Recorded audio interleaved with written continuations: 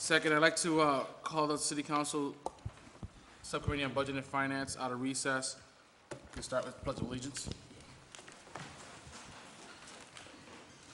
I pledge allegiance to the flag of the United States of America and to the republic for which it stands, one nation, under God, indivisible, with liberty and justice for all.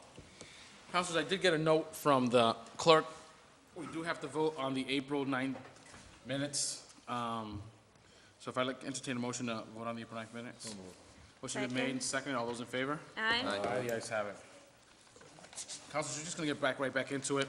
I believe that the acting DPW director did have a long evening last night. We're going to take care of him first, if I can take him out of order. Mr. Isensi's with us this evening. How you doing today? And councilors. So what page are we on?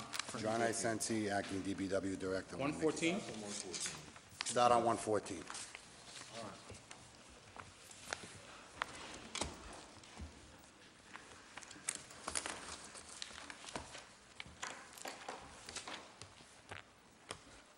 So out of the director's office, that salary and wages is what Mr. Ainello talked about last night with pending position adjustment in case that there's an agreement with the superior, what's the union for the director's union, what's it called? The supervisors union, right? Supervisors union, correct. So in case there's an agreement with them, that's $7,300 that would be in there. It's only 47.50. Correct. And then the $2,000 for furlough.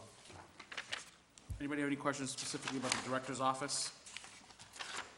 That furlough, $2,000 for the furlough was fixed though, is it not? Mr. Rhino? Page 117. We're concerned about 117 furlough line.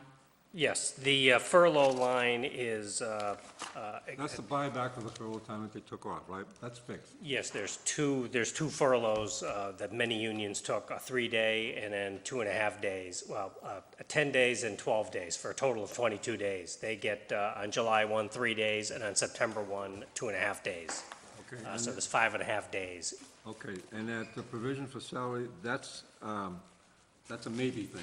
It's in there, it's in the budget. That's in there in case any contracts get settled. We're going to need some money to settle them, otherwise we wouldn't be able to settle them. Thank you. Yep. Any other questions for the DPW admin and finance section? That was the only increase, I think, for that line. Everything else was, well. Anything? All right, moving on. DPW.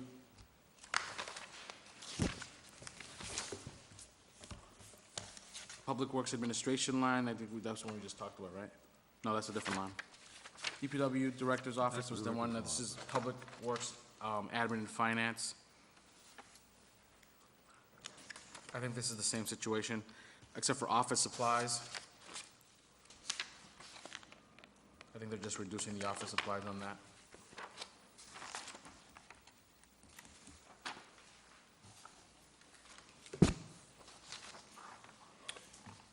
How's that principal account clerk half-time? What's that Half about? is paid through water and sewer, and half is paid through DPW. She basically covers both sets of accounts receivables. Gotcha.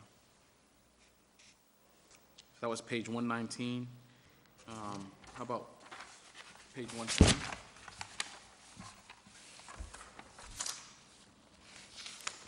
This is the same situation where the budget is up $4,400, but it's for that just-in-case position, adjustment and furlough. And that's all that is. So 122, DPW Street Administration, DPW Street Administration, the general fund. This one's look a little squirrely. You on 120? 122 at this point? Unless you want to go back to 121? No, they bounce back and forth. This is Public Works Engineering, and Public Works Engineering over here. Correct. Okay, so it was one city engineer. Okay, now we're over here on street administration. Yep, street administration. That's your street foreman and your street supervisor, street and parks municipal garage supervisor. I do have a question on on page 123, Mr. Ianello. You and I had talked of this one before. Yep. Yes. Still don't, it hasn't comprehended yet.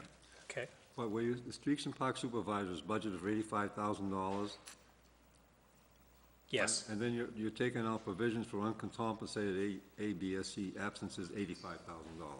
Yes. So in effect, it's a zero change. It's a zero change, that's correct. The reason why we showed it this way is we do have, John is the acting DPW director, and right now, that position is unfilled, but we need to fund it so that it's in the position in case a new DPW director comes in. But having recognized that we really don't expect to have both of them on, at least for this year, we're subtracting out as a provision for uncompensated absence, the $85,000 salary for the supervisor.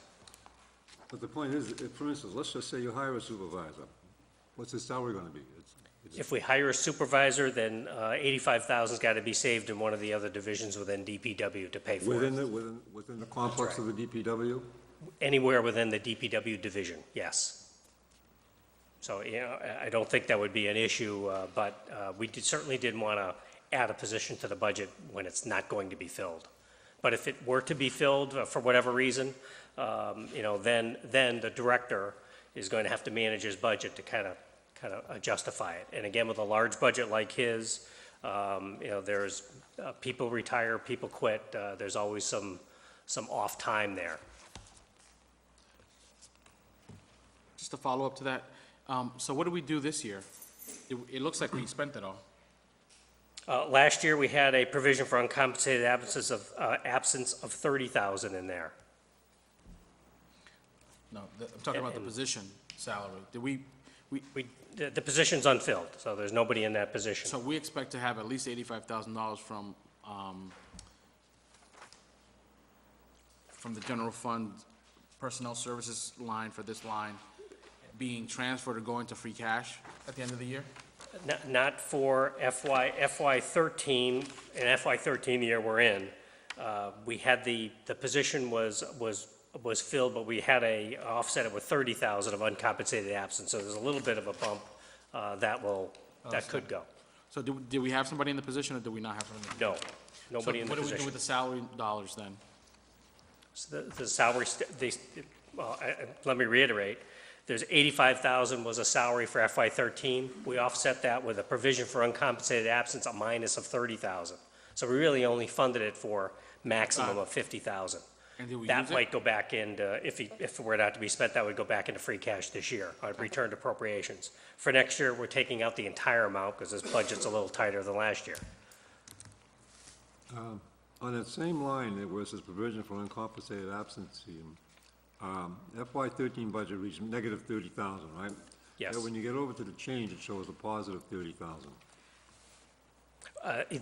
Unfortunately, the two lines there's two lines for provision for uncompensated absence. There should only be one. Again, when we try to automate this, is one of the flaws that we had. But, two lines below, you'll see the minus 85,000. So there's a reduction of 55,000 net between the 2 years.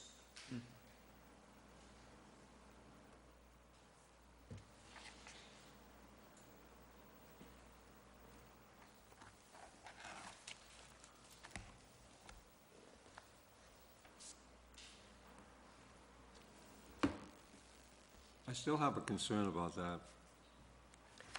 It's like you're unfunding a supervisory position. Well. I know what you're saying. If a guy comes in, you're gonna find the money throughout. If the money's there. Yes. But it could also be that the money might not be there. So what do you do? As a manager of that department, he's got, You understand if my... I could just get the overall personal services for DPW. He's got a multi-million-dollar budget. If he can't find $85,000, we need a new DPW director. I agree. There's a lot of moving parts in there. And again, understand and I just want to reiterate for the counselors, a few years ago, we laid off firefighters, and then we turned money back to the general fund at the end of the year, because we didn't recognize that, geez, not everybody works people retire, people quit, people come, people go. We don't spend, sometimes we spend everything in our budget, sometimes we don't.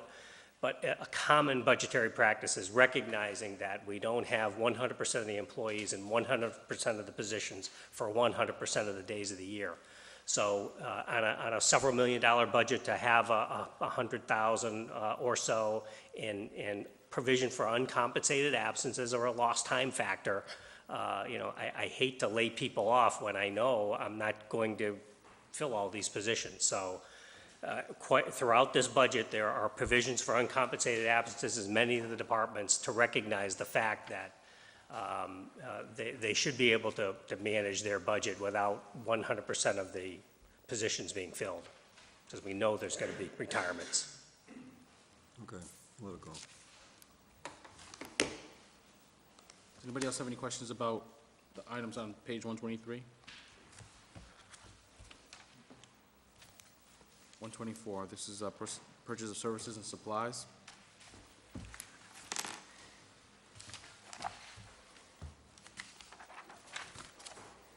I don't have any questions, but I'd like to point out that the street lighting, I noticed it's gone down by $15,000, and I assume this must have a lot to do with the fact that we could be going to LED lighting. Is that correct? Actually, I don't believe that was the budget that I had put forward a couple weeks ago. But given that we are on a mission, if you will, to change the lights downtown, we have been actively pursuing that venture. We got some recent prices that really made it quite palatable. We've got some cooperation from the fire department and the signal division to install. That would reduce the cost quite a bit. We expect if the downtown lighting program goes into effect, we're probably talking about changing about 475 fixtures to LED. The payback on those appears to be, originally it was 3.1 years. They've even narrowed that window down to a little over 2 years for the payback on that. So we expect to save probably somewhere in the neighborhood of 50 to 60% of the electric costs for those 500 or 475 units, which will result in a reduction of probably 15 grand I think we could live with. Thank you. I also want to add my voice to that. I think when we first came in, that line item was $1 million something. Yeah, it was crazy. So I'm glad that we've been able to hold it at this. This is $200,000 less when we got here. And I believe we haven't shut down any streets. No, we've been working hard to, in fact, liven up those that are out, and we're actively engaged. I think you've actually added some too, I'm pretty We sure. have added some upon request. We try to fend off as many as we can when necessary, but, we're pretty liberal. I appreciate it, because I was told we'd have to cut 1,000 lights if we cut 100. Well, the first time out of the box for me, looking at that, I was a little skeptical myself, but we've managed to make it happen. So thank you for that. Any other questions on 124? Through you, Mr. Chairman. Councilor Vasquez. Thank you very much. I feel very proud because I remember having a conversation with Mr. Isensi with regards to street lighting, and, I'm a strong supporter of the LED, and I think that we could see more savings. But I wanted to ask realistically, do you think that we will be spending $800,000 next year? Or should we? Well, I mean, aim for less? whatever we don't spend, you're getting back. So, I mean, these are guesstimates. We don't know if there's going to be a rate increase or anything of that nature. So, we do need to make sure we have coverage. I don't want to come back and say, hey, I need 20 grand for lights. I feel like an ass.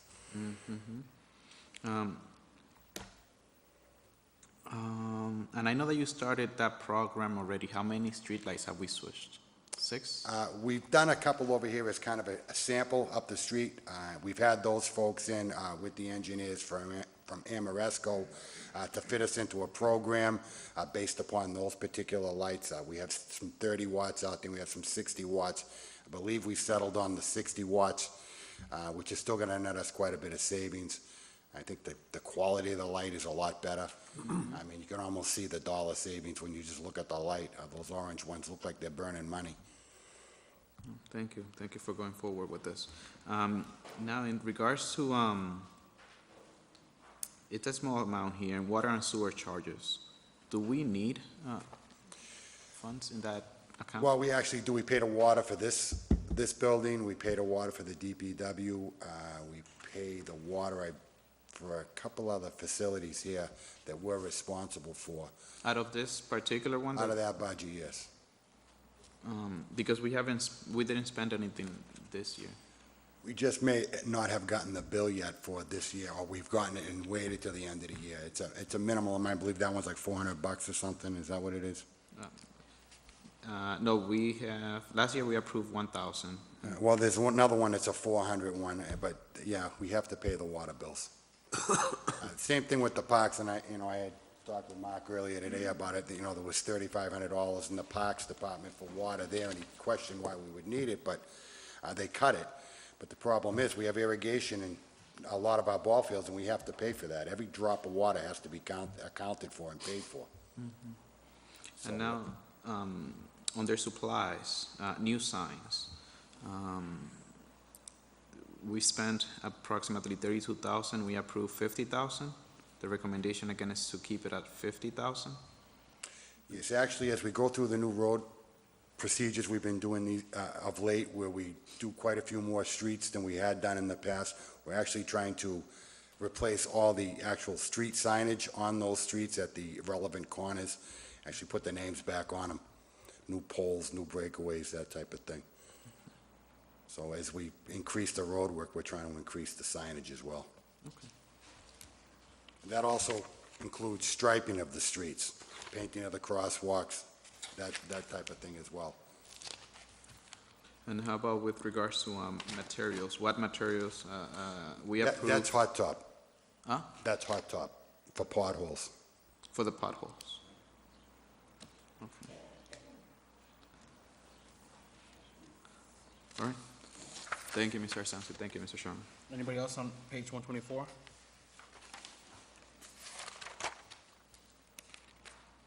On 125, street operations.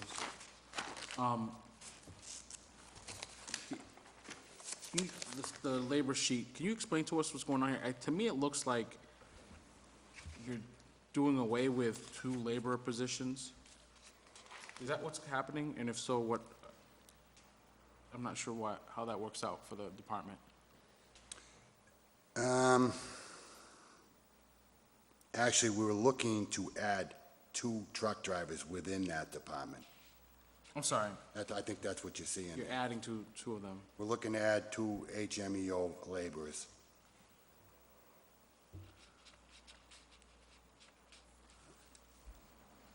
The benefit to that is, not only do they help us all year long, but in the wintertime, they help offset the snow cost.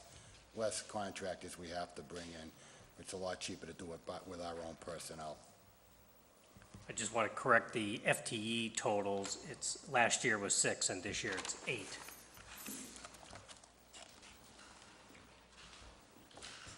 Where's that?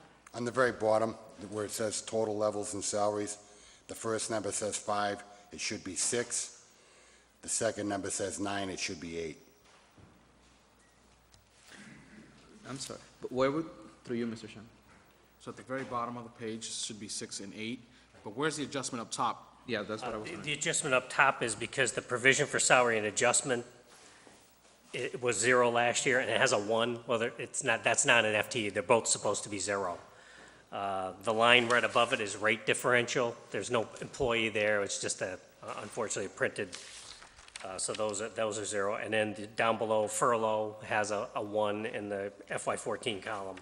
And then the 3 special heavy MEOs is just listed as 1, but those should have 3 in each of those columns. And that's what we have now. Right.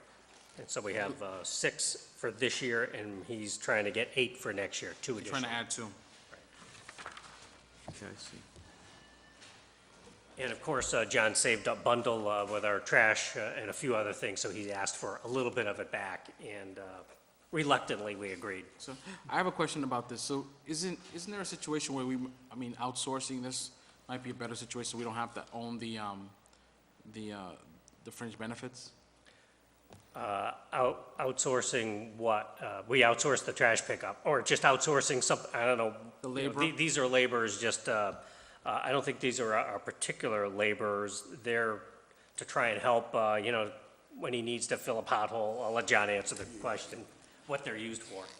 Generally, those folks, streets, parks, they kind of conjugate together. If there's one thing in the streets, maybe we send everybody out one day and we don't cut grass in the spring because it's not growing yet. We send everybody out to do potholes. We would mix in streets and parks guys together. Same thing if we were in the parks and we were coming into a Memorial Day weekend or a holiday, we'd take everybody off the streets. Maybe we didn't do potholes that day, maybe we didn't do signs. We're just gonna all cut grass today. So we're just trying to beef up that particular division within the DPW, which is very weak. Any other questions on this matter? Councilor Toomey? Yeah, just a comment. In the years that I've been here, the DPW has been decimated in labor because of the, you know, budget crunches and things like that. And it's nice to see a little reversal where we get a little extra money, we're able to put some people back into it again. Well, if I could just, you know, I appreciate your thoughts on that, but, you know, over the past few years, you're correct, we have been decimated, and we realize the fact that there are urgent needs in the city with regards to other departments. So understanding that the trash was taking probably about 46% of our budget, we targeted that for improvement, if you will, and we managed to do that and save some money, if you will, and we'd like to take a piece of that and at least try to rebuild the department with a couple people. I mean, everybody down there is working hard right now, really, really hard, giving it everything they got. You know, the more parties we have, we're gonna get that type of response from the people that we get. I don't think anybody would fault the department at all for not doing certain things. They do get done in time when asked. So it's, to me, it's, I mean, I'm just in awe sometimes of some of the things that get done when I ask questions, when I ask people to do things over there. It's fascinating, but, you know, for the number of people that you have, I think it's great. We're your prototypical public servant. I mean, I think that Thank you. I agree with Councilor Toomey. I think the work that's being done with the number of people there is really, you know, laudable, that we could say you guys have accomplished a lot. But let's be clear about this. Adding 2 people in DPW means you don't add 2 police officers on the force, or 1 police officer on the force. You know, and when we talk about, you know, think about the McCann's liquor situation where a guy got hit twice, he didn't have his own gun, he probably would have been taken down again. So when we go talk to our constituents, let's be clear about the decisions we're making. And you say to them, well, we're gonna hire, not in this situation, we're gonna hire a clerk because we need a clerk in the treasurer's office, when that money can be going to put a person in uniform with a gun on the street. So that's the way I see these things as well. I mean, it's, people aren't, and they don't wanna see the taxes raised. So just be clear about it, we're dealing with a small amount of money, and at the end of the day, when they say, well, you raised my taxes up to 2.5%, show me the result, I still feel unsafe in my house. That's the, how do I fix that piece of it? Yeah, well, I don't know how to answer that for you. I feel safe walking around any street in the city here at any given time, and I've been here an awful long time, and I can understand some folks will read the paper and whether it's true or not, and want to believe that the city's an absolute crime mess, but having been here a long time, as most of you have as well. Yeah, and it's not just what happens in the paper. I mean, I was up at Tower Hill Neighborhood Association, and there were 3 women that came specifically because Lowell Court, which is at the very top. Lowell of Terrace. Lowell Terrace, yeah, it's very top. It's supposed to be a quiet area, and they're having a large drug problem there. So, and the special team is just doing all they Happy can. to send a couple truck drivers up there.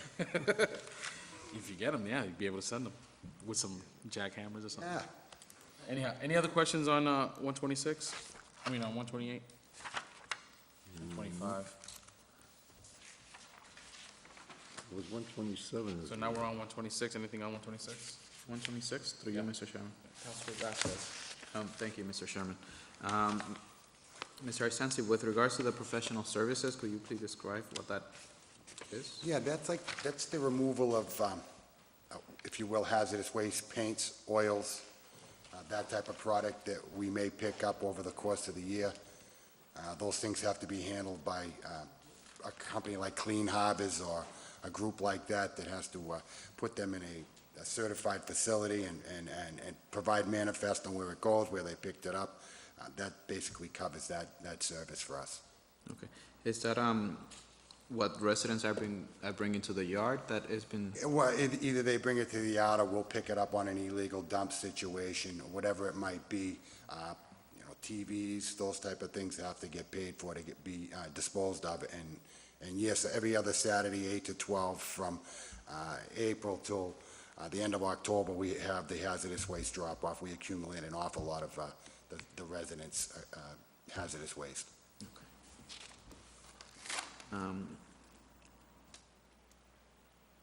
then I had a question with miscellaneous supplies.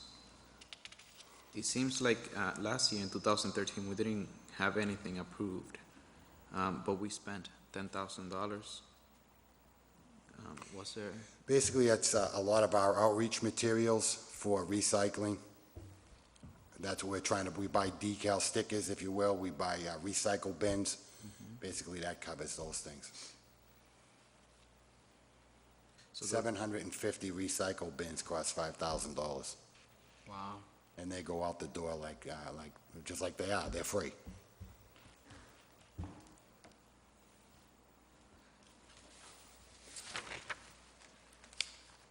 okay. On that point, how are we doing with recycling? I think we're at about, we're 10%, and we're etching up. Outreach is, so important. We are actively engaged in some school activities now as well, so it's gonna help us a bit. From what percentage has reduced since, Well, we're up about 4.5% right now from but I where mean we were. increase? Yeah. So we have increased up to, We're about a little over 10% right now. We were at 6. So we're slowly etching up. It's, mostly it needs to be outreach. That's the key component. Every day, we get a large group of people that come into the hall and get educated on recycling. We give them the stickers. We give them the spiel, if you will, on how to recycle. And there isn't a day that goes by we don't get 10 or 12 people in the office. So it's been going well. Any questions on 127? I'm sorry, you're done? I'm all set, thank you. On 120, page 127 is the next one. That's the thing again with the just-in-case raises. How about 128? This is waste disposal contracts. So we think that we're gonna pay $330,000 less in waste disposal next year? Oh, I'm not thinking, I'm knowing. Is that On top of because, that, we picked up the contract from the school department, which was another separate contract that they were paying. We lumped that into our contract as well. So we got rid of the fuel surcharge, which was $115,000 a year, and we saved the rest of that base salary right there on our contract.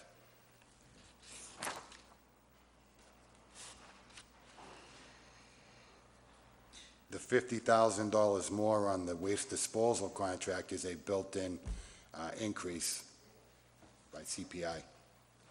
Okay, Councilor Vasquez? thank you. Just for clarification purposes, the professional services, that's the actual contract or the disposal? Because I'm confused between. Disposal is up top 1.4. Okay, so if we're recycling more, why should we pay? Well, there's an actual consumer price index increase in our contract for disposal over at Covanta. Okay, It was actually in there this year as well. We didn't budget for it, so we had to supplement to make that number.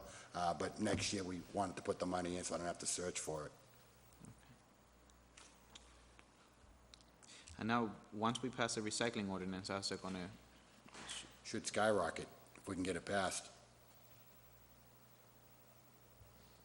and then that will be very beneficial for this We need to particular item. pass it because we are going to be putting in for a grant for $50,000 for the recycling program, which basically gives us a GIS system where we can track every resident who's recycling and who's not. But we can't get that grant until we get the council to approve a mandatory recycling program. Okay, so for our conversation before, we're gonna pass it as soon as we're done with this. Yeah, we're modeling the Haverhill model. Excellent, That's what the state suggested we do to make it happen for ourselves, so that's what we're going to do. wonderful. Thank you for your work in that. Thank you. Anybody else on 128?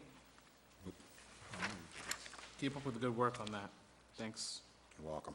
129, again, that first top one, the 89,000, I'm pretty sure if you look up over the other side, it's, Where's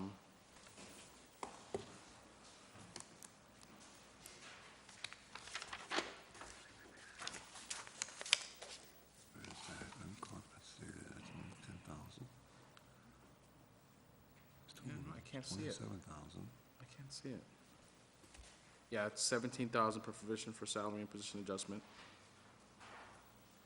That's 17,295. yeah.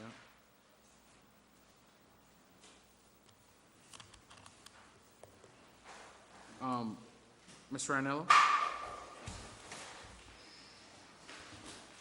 Can you explain to us, because we see an increase year over year of 89,000 in the roll-up, and over here it doesn't look like it's rolling up 89,000.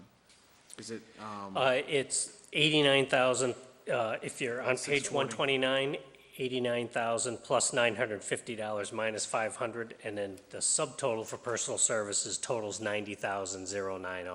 Yeah. And that does tie in. all right, so it just doesn't, I don't see where it's all going. How about that? Okay. 89,640 is all of the direct salary line items. Vacation is 950. That's the third line from the bottom on page 130. Yeah. So that's the 950. It just goes to different object codes. That's why it's split. But I don't see where it could add up to 90, because if you look at, I can maybe get a it's me. calculator out, but right, so if you do, you're subtracting 10,000, you're adding 17. Or is this summing the whole line with the 10,000 as well? I don't think that's happening. yeah, the 90,000 is the total of all of that is the total change, if we had it on a calculator. You know, you've got 200, 400, plus 7,400, Because we're adding the 156,000 because we're adding the minus. 4 laborers. That's right.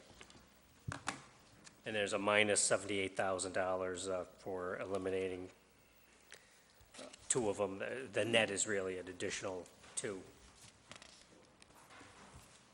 Gotcha. Anybody else on,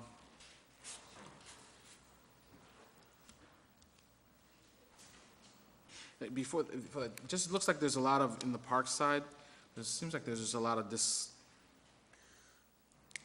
a lot of cuts that are just, although they're being done, I think, to, The format here is a little bit more difficult to read, but you're gonna see the 2 HMEO laborers below the 4 HMEO laborers. I'm actually going back to the other side, talking about the supplies. Okay. It looks like you guys just cut a ton of, like 4,000 out of repair and maintenance.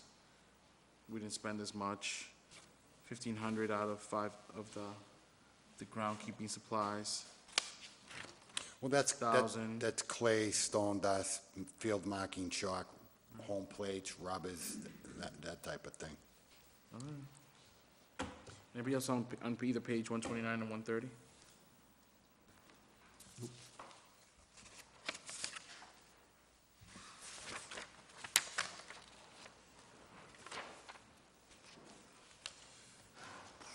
Okay, 131, this is municipal garage.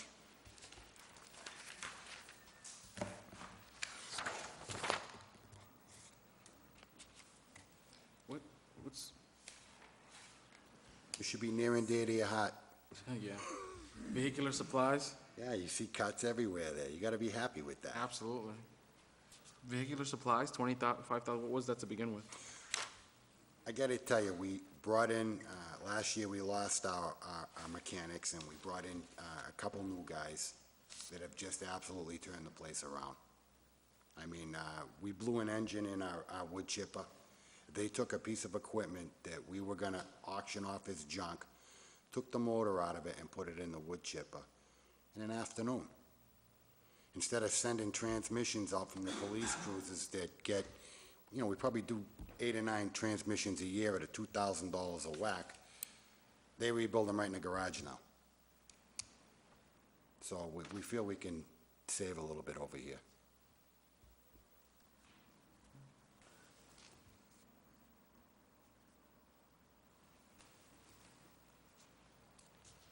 Any other questions on the items on 131 or 132? Yeah, 131.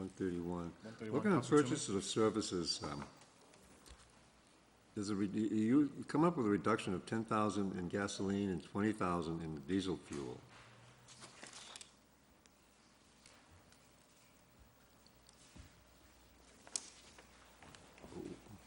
Why would that be? Diesel fuel in the wintertime, when you would expect to spend the most, is coming out of the snow budget.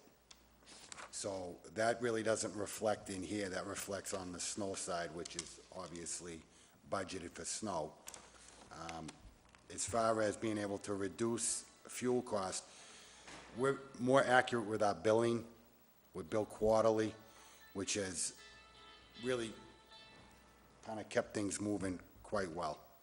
So we're not leaving money on the table, not collecting money from entities that owe us. We bill the school department, we bill the airport, we bill the cemetery, we bill the water and sewer department, we bill the fire department, we bill the police department for all their fuels. In the past, a lot of that stuff went by the boards. So now we're a lot more accurate on our collections and billing. Okay, because you do supply the city with, We're the fuel depot for the city. yeah. That's good, thank you. All the police are using that now? Everybody? Everybody, yeah. Not Everybody going- uses We're it. not going to the pumps, nobody's going to private No one pumps? goes anywhere but the DPW yard. Not-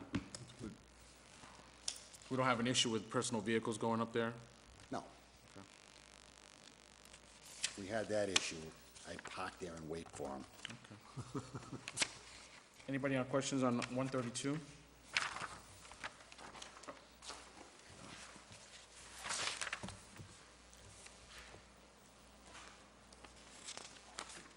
Um, 133, this is buildings and facility maintenance.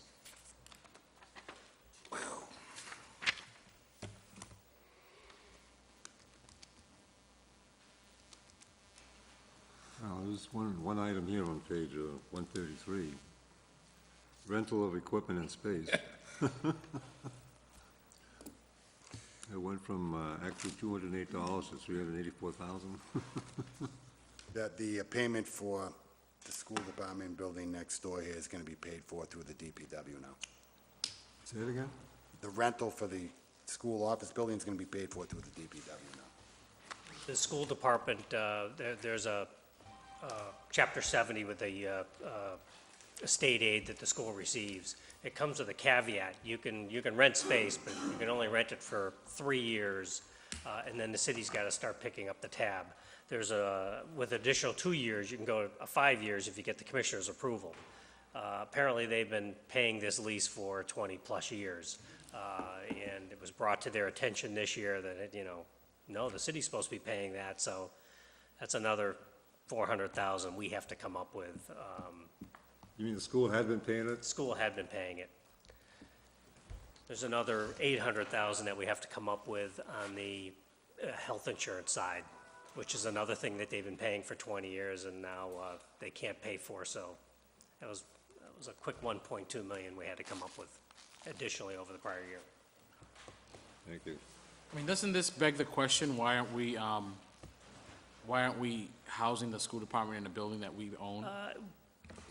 We're certainly, I don't know what buildings are available to put the administration building. They've been in that building for, since the 80s anyway. I think it's 85 or 83 or 86, something like that. I did see the original lease, but it's been since the 80s. I don't know if there's another facility for them, but, since we are picking up the tab, we should certainly have some discussions if there's is any way to reduce the space at all. Listen, I don't want to pull, I don't know how many, 75, 80 employees out of downtown either.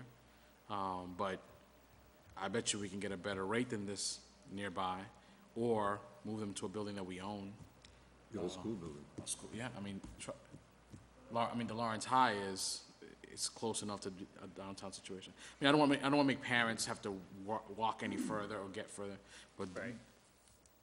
I'm glad that they caught it, because it means that we're actually paying $1.2 million of what we're supposed to towards net school spending, and that means more dollars to Well, the it doesn't class. count towards net school spending. It doesn't? Yes, but it's more dollars for them, yes. That's Well, correct. yeah, it does, because they don't have to. Right. So it means more dollars in the classroom. Right, more dollars in the classroom, right. So that's good. Yeah.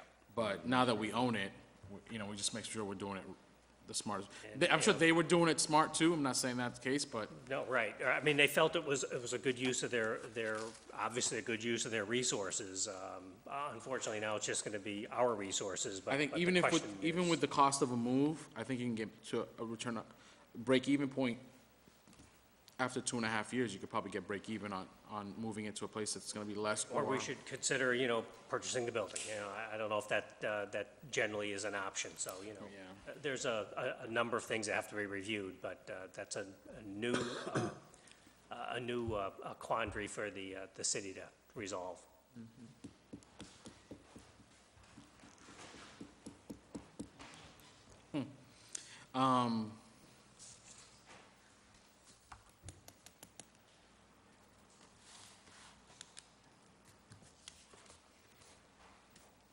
I haven't asked this throughout, but how are we doing with this heating fuel stuff? Are we in a place where, are we just paying continuously higher on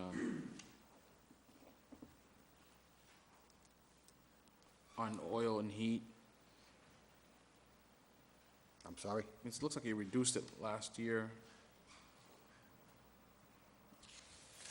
'Cause I think about the nights that I see in this place, like the heater's on, or somebody leaves an AC on.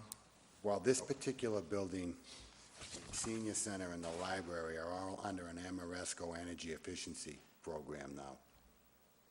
We didn't see the savings that we might have. Expected? Yeah, not yet I haven't, because I know that 60 grand wasn't adequate this year. We're hoping we're gonna see those results in this upcoming year, that's why we didn't advance it any further. But it is difficult when you're running out of fuel in March, when you're ready to say, let's kill the heat for now, but you still gotta keep paying. Yeah.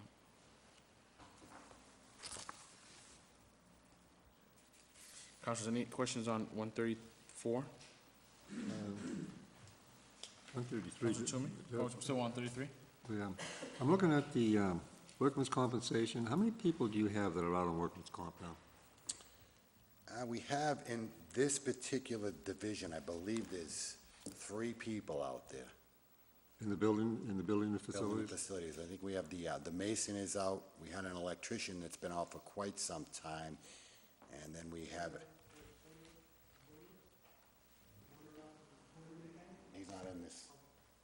He's not in this one here, and then we have, I believe, a carpenter that's still out over there.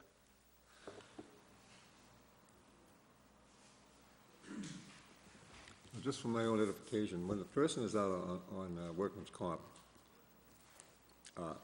he cannot be, you cannot bring someone in to replace him, especially if he's out long-term. Yeah, because he could come back at any time. And so you have 3 here. How about the balance of your If they're on workers' comp, they're not actually budgeted in here. They're on just a workers' comp line until they decide to come back. If someone should go out during the course of the year and get hurt, well, then they drop down in salary, and the remainder of their salary would remain with the department. how many do you have total throughout the whole department on workman's comp? Do you have any idea? And throughout the whole department, maybe 7 or 8 now, throughout the entire DPW.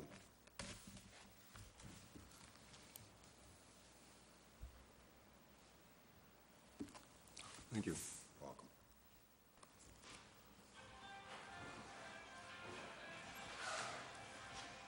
Busy, huh? We got a call from the sewer department. Oh. They're having some issues out there right now. I'm all set. Any questions so you're looking to put in a new a carpenter? We are looking to add a carpenter. That's, the current carpenter we have now is the acting supervisor in the building facilities, and he's kind of strung a little tight now because he's covering the whole department, which is a substantial size project in itself, and he's carrying the ball on the carpenter tradesman part of it. So we're stuck right now. We really don't have a tradesperson out there that has the all-around skills of a carpenter. It doesn't increase the personnel, though. You still had, in FY13, you had 10.5 people, and you still have 10.5 people. Unless my math is wrong. When you add it up? That's correct, 10 and a half, yep. So there's no one new's been, there's no new, no increase in it.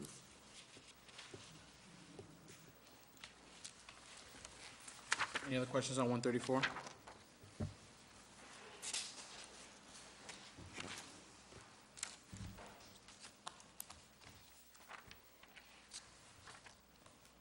$135, this is DPW boiler HVAC repairs. How are we going down on $10,000 on that big of a number? Is it just because we think? Yeah, I'm not comfortable with that, but I mean, that's not what I put in there, but the powers that be decided they had to go there, and the boilers and the boiler repair, AC, year after year a headache. Came here first year as a director. The company we had, it has jacked up to about $750,000 for repairs. You know, clearly we budget about 400 total and everything, so it's been a major concern of ours. We've been chasing the guy down. 2 years ago, we added a boiler tech to kind of mitigate some of the damage there. We had him in for, I don't know, about 8 or 9 weeks, went down with a blown disc. Almost paralyzed him. We took a toss out here in the common. He was working with the electrician, and he was a time bomb waiting to happen. We have an IME on him. We're trying to find out what his capabilities are to get him back in. He's a fairly young guy. We're having hopes that we're gonna get him back here. So, Well, I know you and I had talked about this boiler problem before, about the outside we contractor spend, working for it. yeah, And no, you- we've had the same vendor here for a number of years. With one hiccup, I think we, in like 20 years, we got someone else in here, and we're not, let's put it this way, we're not happy with the current vendor. We're working to change that. We just feel we spend so much money, we're not making any headway, really. And is there a root problem with that? I mean, this is just the cost of doing business? Or is there a root problem here with the Yeah, price? well, I think there's a couple issues. I think some familiarity with the city, and I think over the past several decades, if you will, lax oversight might have led to some people who felt a little bit, I don't know, I don't want to be too harsh, but Understood. yeah. Anybody else on 135? Nope. 136?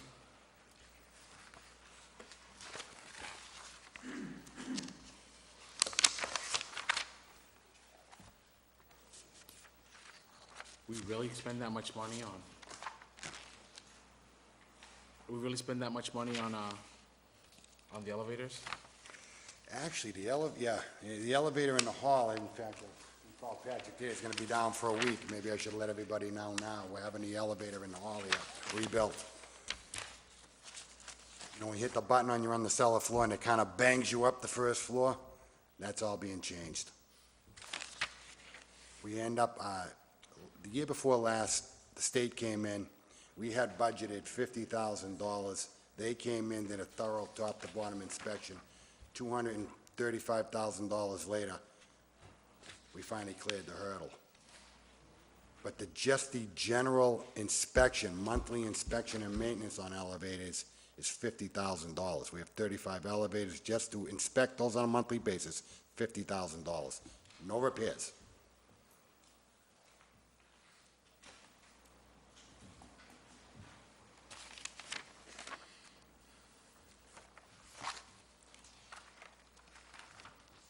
Anybody else on the elevators?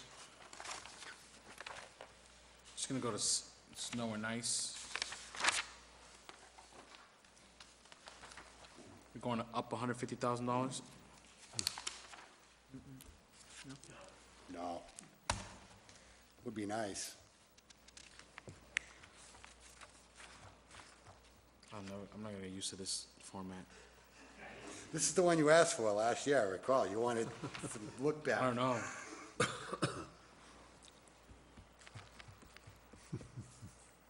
just so many columns. Well, we could put it on landscape wraps next year, space them a little better. Yeah. Yeah.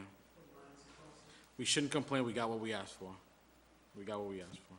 Took a couple days of reading. It is, I think It's a step in the right direction, we feel good.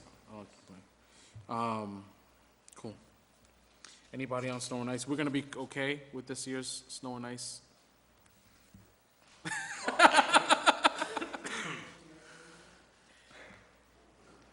You know, we had every intention of trying to raise that a little bit. We know we can't get it to where it needs to, but again, because of the couple of the items I just mentioned, the school department, it really, and all the issues this year, there's a number of things that really hit us this year. This is not the year to increase it.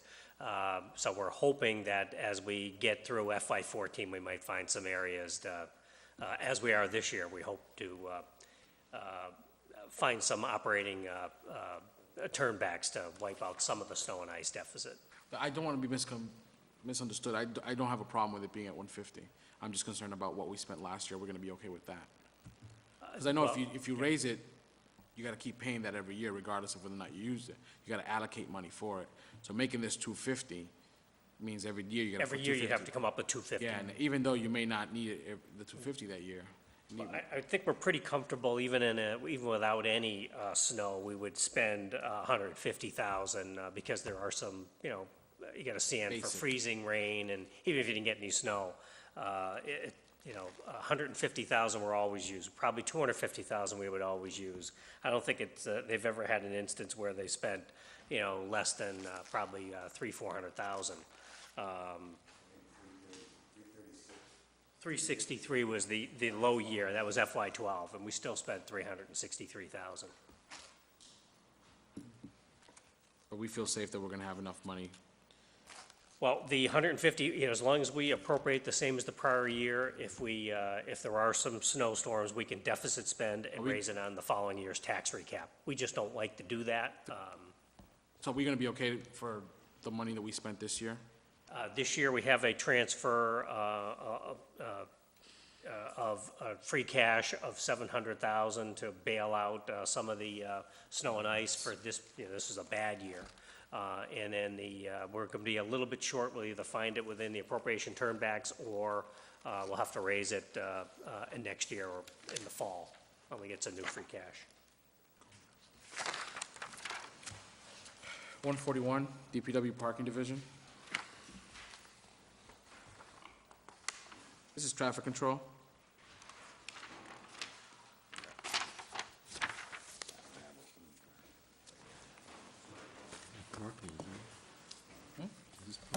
You see the They traffic, call it the parking division, but it's traffic control, right? it's traffic control, it's the six around-the-clock ticket, folks.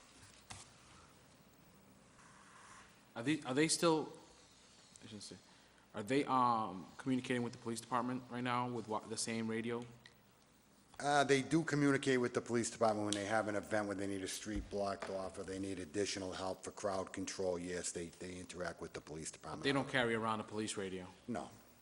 Any reason why why don't they do that? Well, that's the chief's equipment. If he wants to give it to him, we're okay with it, but we don't have that. That's not those aren't our radios, and they're in our division now. So the people at night who can give tickets to cars that maybe be helpful to police don't have a straight communication and walkie-talkie with police. They don't have a walkie-talkie with police.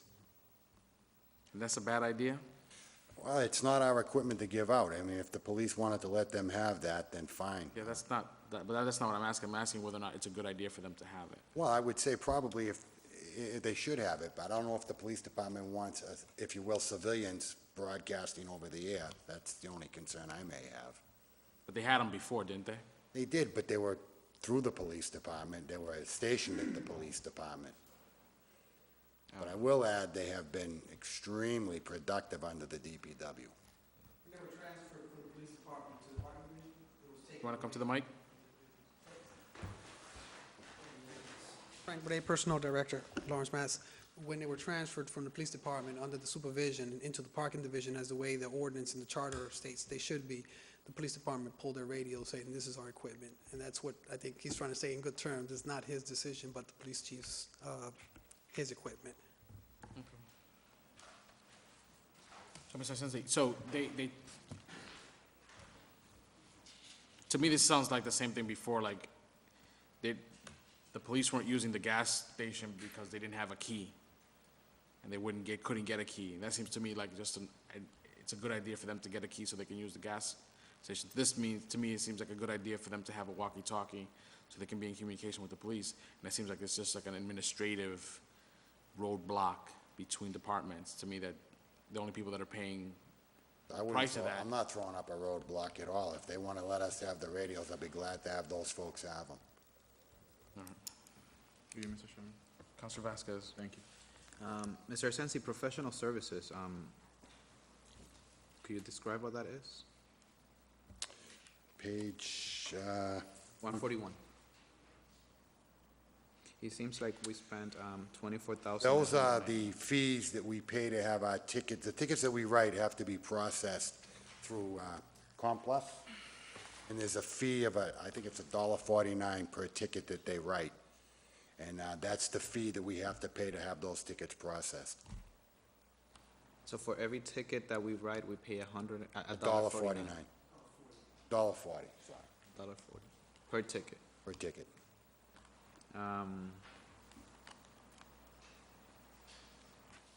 You divide that 40,000 by $1.40, and it'll tell you how many tickets we write a year. Oh, we know how many you And write. it's substantial. We get those calls. All right, thank you. Anybody else on 141 and 142? No.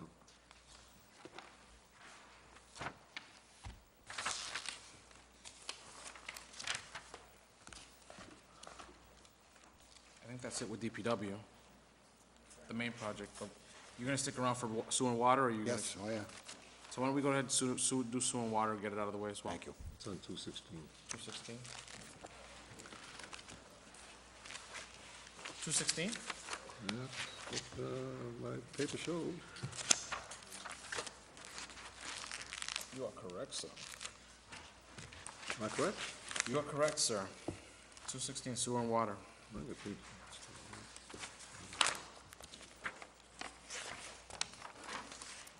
16, great.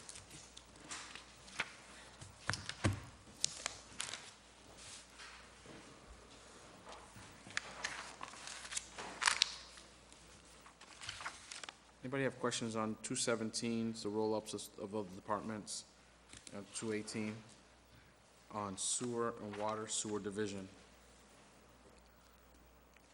I believe that salary and wage increases, again, that just in case. Scheduling materials are up 2,000 on that side.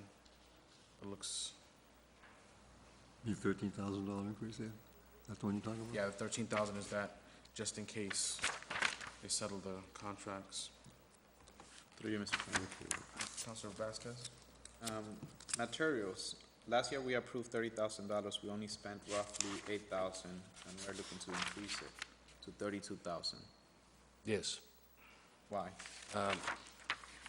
We never know, with all the digging we're doing and with all the sinking of the ground with different sewer jobs, we require more materials, which could be anywhere from fern coat couplings to putting sand into the ground. Once we do a sewer job, we need to clean it out and put more sand in. And a lot of these parts, materials, supplies, they used up doing these sewer jobs.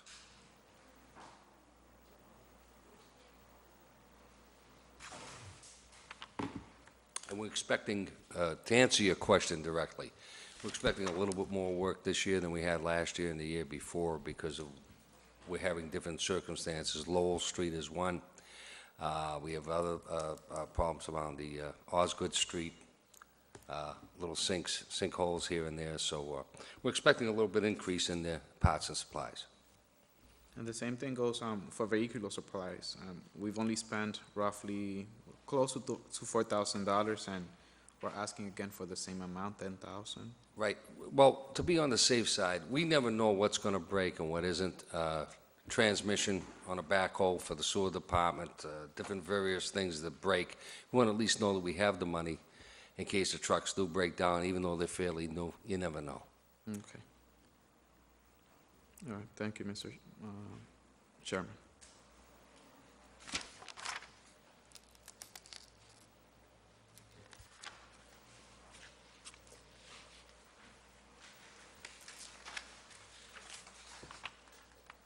Any other questions on 218 or 219, because it continues in 219? You expect to well, I'm going to withdraw that question because I know we we're borrowing a lot to do site improvements, so. Question about, do you remember we were replacing the pump? Lift station? No, the pump at the actual at the plant, the one was like you couldn't govern it, it was either on all the way or off all the way? Yeah. That is ongoing on. Are we selling that huge piece of equipment to get some, and remember that was in the contract for them to remove it and, because it was just this huge piece of metal. They had to take the scrap, Right, so they that was- reduced it by the scrap. They reduced the price accordingly. Good. Through you, Mr. Chairman. Councilor Vasquez, what page? I'd like to go back to page 218, Yeah. professional services. Can you please describe, we approved $50,000 last year, we used nothing. We're asking again for 50,000? Yes. Well, last year was a different set of type of years. We had money appropriated, and we didn't touch this particular money. We used the money out of site improvements to cover some of the engineering services, and we also used some of the money, I believe, out of the figure in the site improvements to cover the engineering services, what I just said. We didn't touch this yet. However, this will be used. I'll give you an example. We have what is it, on Osgood Street, John? Yeah, Osgood Street, we have a sinkhole. I need engineering services inspector. We didn't even know that was gonna happen, the ground starting to sink. We know we have a sewer job. Before we can call anybody in, I need an engineering specs to go out to be able to bid to fix that job. And under your professional services, let me tell you what else could come under this, is emergency excavation. When you go down for sewer lines, you can go anywhere from, we're good to about maybe 10 feet or 8 feet as a city. Anything lower than that, which a lot of them are between 12 and 20 feet down, we really do need a professional excavator with the proper trenching equipment to go down. And that's what those services, that's why I recommend that money stay there. But something like that, when you get to how often does that happen? Is it maybe once, twice a year? It could be once or twice a year. For instance, the one we have right now is 12 feet down on Osgood, I believe, 14 feet. So that's going to be one, and I believe there's another one right by there, too.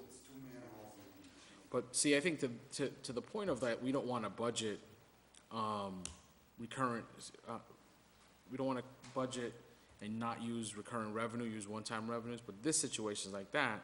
I'd hate to always budget for an emergency when we don't always have an emergency. And this is a large piece of, I mean, if we cut this in half, let's say. Yep. We cut this in half, and then you need another 25, then you can come in down and and we take 25 out of free cash. That feels better to us, because then we can see the money being emergency, as opposed to just having it sit in there. Well, we put out a contract every year for emergency excavation and bypass pumping services for lift stations and such events like we have over on Osgood Street. That contract is $35,000.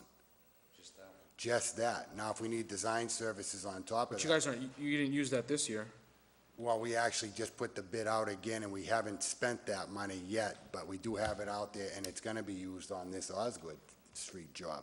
So, just because we haven't entered into the contract yet, we're days away from doing that, that money's gonna get eaten. And we run into these issues quite often in the sewer side, because the sewer side is in just as bad shape as the water side. Both sides have been neglected for years, and these are impending Yeah, problems. listen, so two things. One, I think, when we think about the retained earnings that we have in that department, I'd rather say, hey, we've had this jam. This is like the snow and ice. We don't put $1 million into the snow and ice so we can have some cash flow to pay for other things. They let us go back and spend it and pay for it the next year. Actually, this is one of those places you can do the same thing. When you are budgeting for an emergency, we know we have money in retained earnings, and we know that we have money in free cash. I know that hasn't always been the case, and I know this administration did a good job of making sure that the retained earnings got, not the retained earnings, but the, We went from the 1.3 million like this, with the retained earnings, because of 2 or 3 sewer jobs. More importantly, when we do have an emergency. you went through 1.3 on 2 sewer jobs, is that what you're saying? Not just the sewer jobs, that was the 802, and then 150, if you remember what your protocol was for. To fix something that hadn't been Right, fixed in many right, years, right? right. That's different. Exactly. We're not gonna go like that again, because, But you don't, yeah, but we're not gonna go That like is that wrong. through the rest no, of it. but what we don't know, okay, what we don't know, what we're finding out, and we're discovering as we go along with this I&I study, if there are things under there that could run anywhere from 250 to I 800,000. I just think you guys have to pick your battles, because Yeah, I think but- but can I if answer you're your gonna fight question? on 50K, Right, where you just- could get that from either retained earnings or something else, I think then. Okay, that's a I hear problem. where you're coming from, but I'd like to say one thing. John was right, with that $35,000, we're gonna use that, we're gonna hit that on this Osgood Street situation. But one thing I wanna make clear, when we have to go and get money from retained earnings, it takes a couple weeks to come down before you, then a couple weeks for this and a couple of weeks for that. When we have a cave-in or something going on that we didn't expect, that we didn't know, it's so nice to have the money there. Yeah. That's all. It just makes us, because now you have all these homes, you got sewage all over the place. It is a I'm mess. sure vendors will understand if you gotta go through a 4-week process to get paid. Their money's guaranteed. Well, yeah, but you can't go, You're gonna fix it, I mean, that's what I'm saying, you're gonna fix it anyway. right, They're but you gonna fix can't it go without out to getting paid. bid, you can't go out to bid, and you can't get a purchase order unless the money's there. That's what I was saying. So it being there, when something comes up, well, this is good, we can take it out of this. It's just that we don't know what everything that's under there, but what we are finding out is, a lot of it is deteriorating at a rate faster than we can handle it. So we want to be cautious, that's all. It's your call, but that's what we recommend. Appreciate that. Any other questions on 218? Yeah. Counselor? Listen, last year, we approved 5.4 million. We have spent only 4.7 million. So we have close to $800,000 in that account that hasn't been spent, You talking about other assessments overall. overall? And we're asking for an additional 70,000. I see where the 70,000 is coming from, which is retirement. But I think that if we are not spending, I mean, we have close to $800,000 in that we haven't spent, that was approved. There's no way you're spending it either between now and July 30th. It's not gonna happen. Well, And we're asking for more for next year, an extra 70,000. let me explain it this way, and this is the only way. I've been here for a very long, at least over 4.5 decades. What I can say is How long? this. 4.5 decades. What I can say is this. We don't know exactly what we're gonna come along, but if you notice, I think it's very prudent that at the end of the year, if we haven't spent the money, it goes back into the reserve fund, or it goes back to the city in some way. We're doing our due diligence by not spending it all. I could come up with 15 projects, and probably, we're doing our due diligence by That's by exactly, being, if we have projects that need to be done and we have the Right. funds to do it, why not do it? let me explain it. We're in the process of, with the sewer again, we'll stay right with the sewer, of doing an I&I study. As we unfold and as we go underground with the smoke testing, you may have heard or seen those in the paper, we're finding out connections that shouldn't be connected, connections that should be connected, we're finding out sewer lines that have dropped. We are putting together, you wanted a long-term, I remember, Councilor Rivera, you asked for a sort of a long-term, a good 10-year progress on sewer work, and we are coming up with that. So we're asking you to bear with us this time around, that we are doing prudent, this is not foolish. At any minute, No, something I can don't, happen. I don't think that that's what Councilor No, no. Vasquez is saying at all. Definitely not. And just as a piece of information about that, think about it this way. If you save $1 million, that's great, but that's $1 million we didn't do anything with. And we actually charged people for water on that now goes into this account because we didn't spend it. That to us, it's not that it's foolish. No. It's unwise. We go back to, I mean, we had the fire chief before us, $250,000 in the fire department and personnel services line that's gonna go into free cash. And if we'd known that, in June, we were lining last year's budget, we could have spent people on that, 250. So you gotta think about it this way. I don't want a budget for every emergency in the planet, and then at the end of the year say, hey, we didn't have any emergencies, let's just dump all this stuff into retained earnings. And that's it's disconcerting for us when we see this much money still left on the table. It's not because I don't want you to get the wrong disincentive. I don't want you to think, oh, we'll stop saving money because they're just gonna take it away from us. That's not the No, incentive. we wouldn't do that anyway, but let me leave you with one thought. It's your calls. I predict that entire retained earnings will be gone within the next 5 to 6 years. And as sure as I'm standing here. I just want to leave you with that thought. You don't have anything else better, happier to say? I mean, you're gonna blow $6 million, now, what's the retained earnings, you're gonna blow $6 million Combined bucks? sewer overflows is It's with gonna the chew our EPA. money up. The EPA, yes.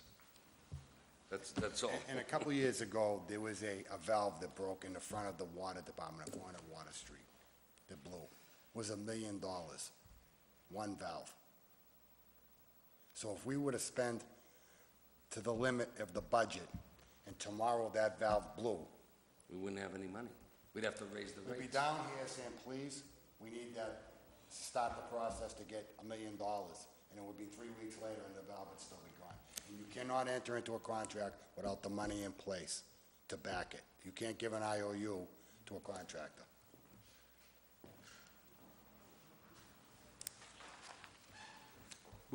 Let's be clear again, I just wanna be clear about this point, we cannot budget for every emergency. I think we went from the 50,000 to looking at there's almost $1 million unspent. That's what we're talking about. Well, Counselor like, Vasquez, you still have the floor. it's, No, I think I made my point clear. Okay. Thank you. Anybody else have any questions on 218? Or 219, for that matter?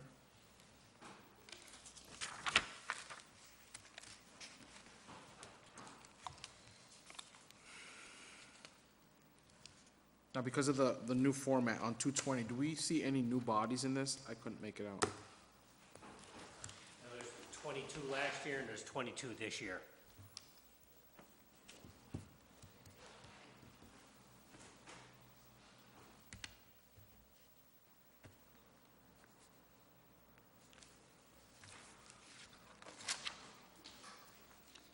Really?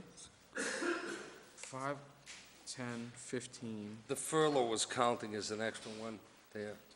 I'm just counting, Got it, on the got it. left-hand side, I'm just counting. Yeah, there. this, 5, again. 10. Yeah, there's a half a position in the description field, that's the number of FTEs in the description field. So if I can just go down the line, it should be, from top to bottom, it should be 1, 0.5, 0.5, 0.5, Oh, 0.5. Okay, Yeah. okay. 2, 3.5, then 4, then 1, 1, 1, 1, Gotcha. 0, 1, 1. So as a note on that, just on that format, if you can, where there's 1, you should just put a 1, because then you can't see it as a, That was the flaw with getting up to this automated, the FTEs we could not get them this year. just a note, no Right, worries. but we'll have it corrected for next year. I don't want people working overtime on it. They can have when you can. So no new bodies in this one?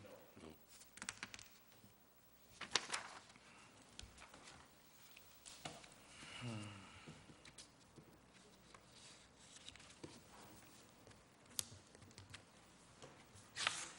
21?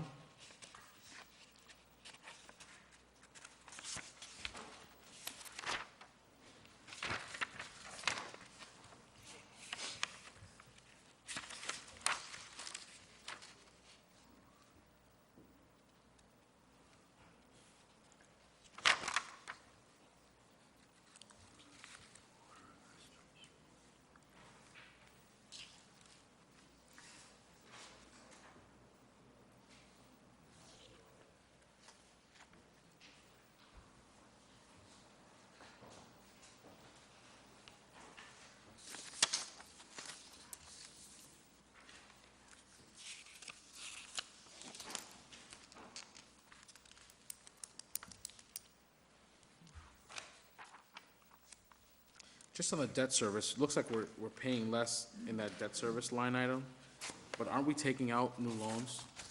I think we're paying more.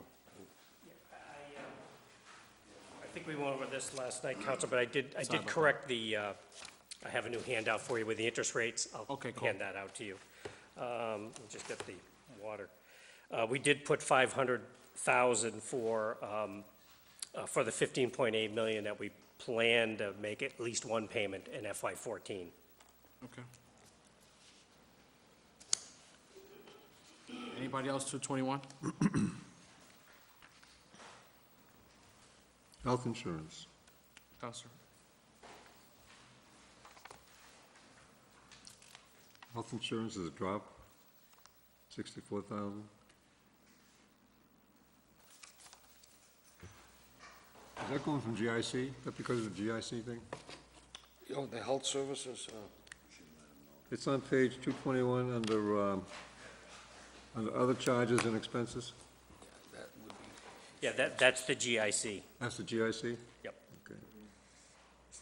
Okay. In the general fund budget, which I'll explain in a minute when we get to that later on tonight, I think, is employee benefits. Water sewer pays their own share. Is that because they're an enterprise fund? They're an enterprise fund, yes. there's one thing I would like to mention, and I don't think I was mentioning it as we were going over that $1 million. Our assessment to the Great Allowance Sanitary District is going up to $6 million a year due to a, From what? from 5.3 to 6. That's 700,000 right there because of a capital project on a forced main. Yeah, and that's our 53% of the capital budget when they have to do capital programs at the GLSD. So I just thought I'd mention that one. I don't know if I didn't cover that, but I want to make that clear. Yeah. Well,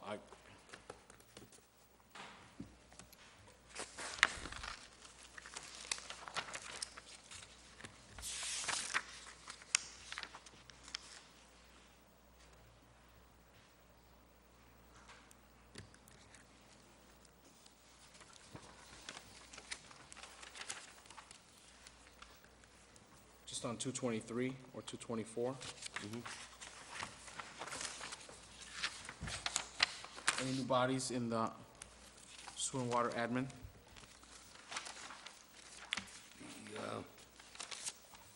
I don't see any. No, there's 7 last year and there's 7 this year. Those are .5s again? Yes. Need glasses? Yeah. I didn't even see that point. I didn't need it, I got glasses. Half might be a good number to put there. 1/2. That point is, Unfortunately, it's in the description of the position title. That's when there's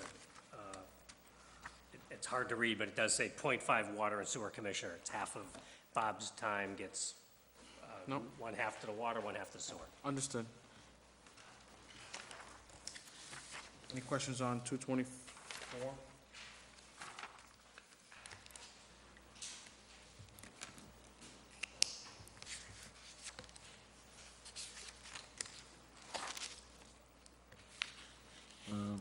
I do have a question. Counselor Toomey? Under supplies on page 224, talk about chemicals. Yes? 00 That's in the contract for Woodward and Curran? Woodland and Curran. That's in their contract, so we don't buy the chemicals, they buy the chemicals, that's in the contract. Professional service, we pay them under 294, 220. Okay, thank you. So you just moved it from one line to the other?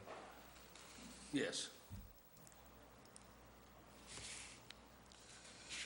Under professional services, you see up in the line item 1.4. Yeah. That's for Woodard and Curran around the plant, and those chemicals are in there.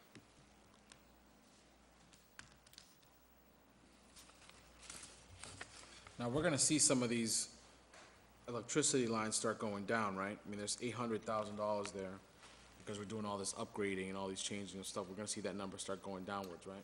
Right, that's what we're anticipating. We'll go to variable speed. That should have a definite, It didn't already start going down, did it? no, it It's has not not. in yet.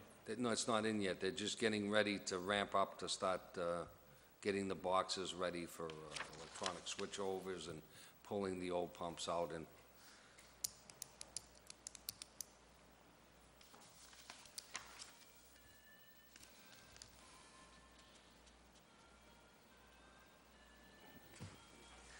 Any other questions on 225? That's the follow-up to 224.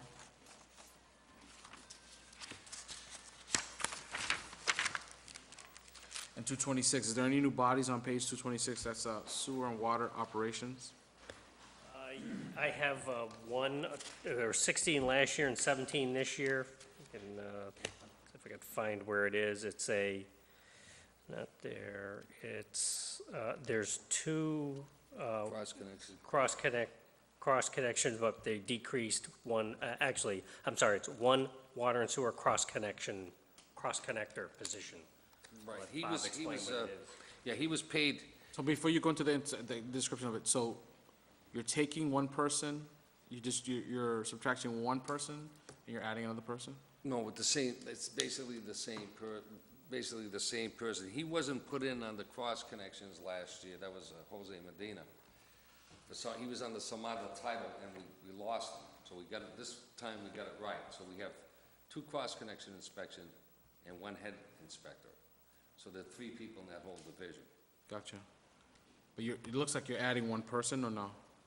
Well, Is the it only, just- yes, let me explain. First of all, we put Jose where he should be, and then we added William Hale from the meter reading division to there because we needed 2 people. So we were able to utilize him as a cross-connection. So if we go back to the other one, we could see a subtracted position? Yes, you should. Where's that in water operations? Where was That would Mr. be Hale- on the where was Mr. Hale sewer, before? on the meter readers.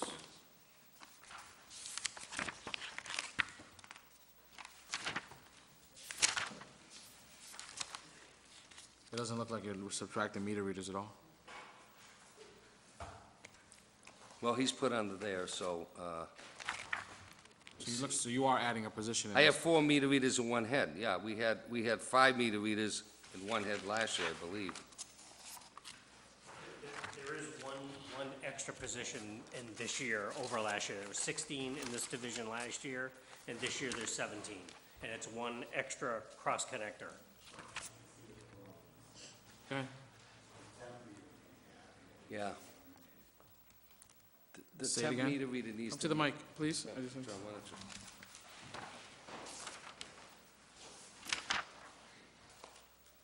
This temp meter reader's, On what page? you're talking 220.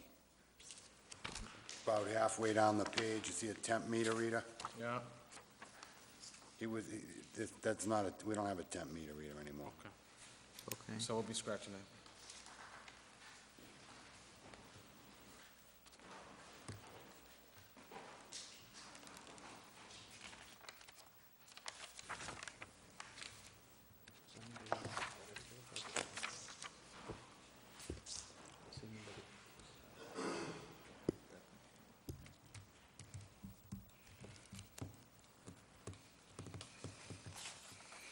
So 17.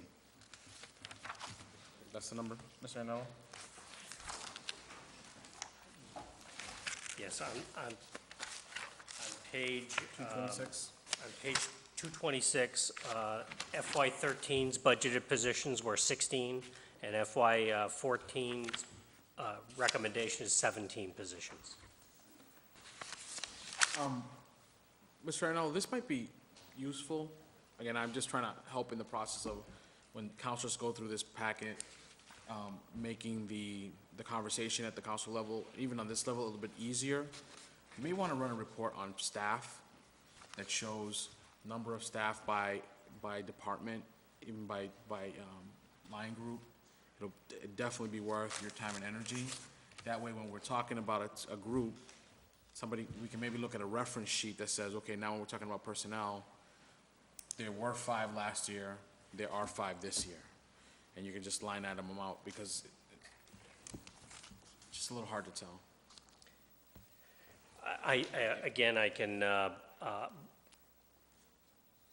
You see what I'm I'll saying? have to think about the easiest way to do that, but distributing it out to, I'd have to get all the books back and change all these numbers and then insert Yeah, I them wouldn't back. want, that's what I'm saying to you, I I wouldn't think want that that. would be- I wouldn't want that. What I'm suggesting is run a report separate and apart from this book that says, oh, you know what, in sewer water operations, we had 16 positions last year. This year, we have 17. It doesn't have to be, just as an interim solution to the automation. So it's clear to everybody that, in DPW in this position, we had 7, and we're gonna net 7. There's no net change, even though when you look at it, they might have moved half a position from here, half a position from there. It just makes the conversation easier. when you're at the full council and everybody's looking at the same page, and we have to rely on you to answer how many bodies are there. So that, it's better if we have a reference sheet that says by department. We had 5 positions, where in this year we have 5 positions. It's up to you, it's just a suggestion. I'll take that under advisement. All right. But I will. 226, anybody else? I think that's it, Mr. Fazio? I believe that's all. Okay, thank you. Mr. Isenza, are you gonna be here for inspectional services as well, or are you gonna go home? All right, well, let's take inspectional services next. 97. Sorry, guys. 97. And then you're gonna go? Huh? I don't know. I should know. This is the last one of your departments that are here tonight, right?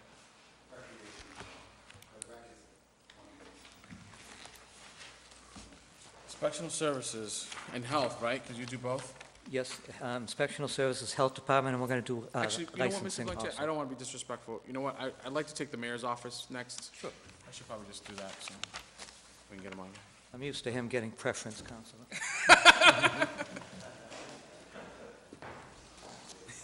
He's on page I 24. apologize. Page 24. All the way front, 24. What page we on? Good That, evening. that was Yeah. Mr. Blanchett.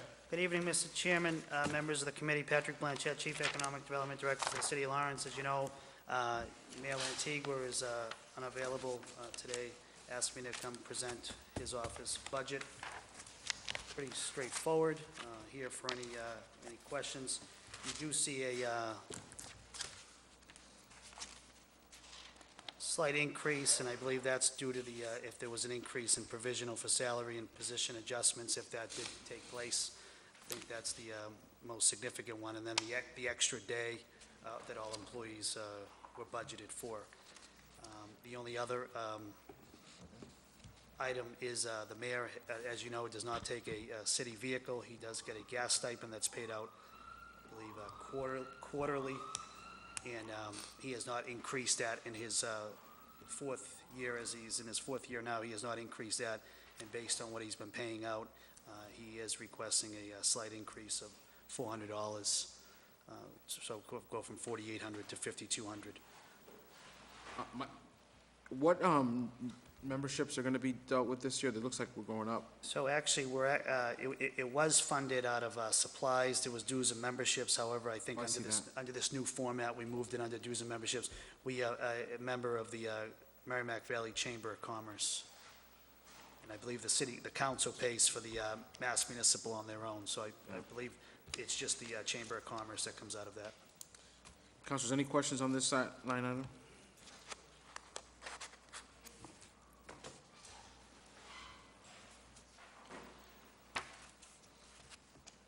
And if I just may, Mr. Chairman, the increase in operating supplies in purchase of services, they may be in the wrong actual line. However, we have requested in January of this year, there will be an inauguration. So the mayor's office and the city council kind of split duty, as well as the school committee chip in for an inauguration. So we budgeted, I think, $2,000 out of this office. We'll find that out of those line items. It is $2,000 out of the city council's budget, and then requesting money out of the school committee. So about $5,000 or $6,000 should cover the inauguration ceremonies. Councilors, any questions? Pretty straightforward. That's it. Wow. Hey, again, I just was trying to be No, that's cautious of the time of the DPW director. He's been up all night. absolutely. Anything for us? No, and I just, not to change gears, but I didn't get up here when you were speaking of the school rent, and just so you know, as the Economic Development Director, I echo your concerns. It's difficult to take 75 folks out of the downtown area. The next thing you know, a coffee shop closes and a sub shop closes. However, we are looking at, especially where we are paying for it, so we have asked, we started discussions with Superintendent Receiver Riley to give us a handle. They're doing some restructuring over there right now, so by the end of, I think, summer, they should have a handle of how much space they actually need. And then to see if it's going to be there, if we're going to look at purchasing, or somewhere in the current area or an existing city building. So we are looking for discussion on that, and we welcome your input. Glad to hear it. I mean, the courthouse isn't going anywhere, so we're good with that. Absolutely. Neither of them, and nor the Sometimes city. they stay inside, though, they're so busy. Thank you. We gotta have more cops so they can feel safer on the street, right, Mr. Blanchett? Thank you. We're gonna go back to, inspectional services. Okay, that's 97. Good evening, Counselor. Peter Blanchett. I'm the building commissioner for the city of Lawrence, 45 Greenfield Street, Lawrence, Mass. Okay, 97. 97. First one's licensing.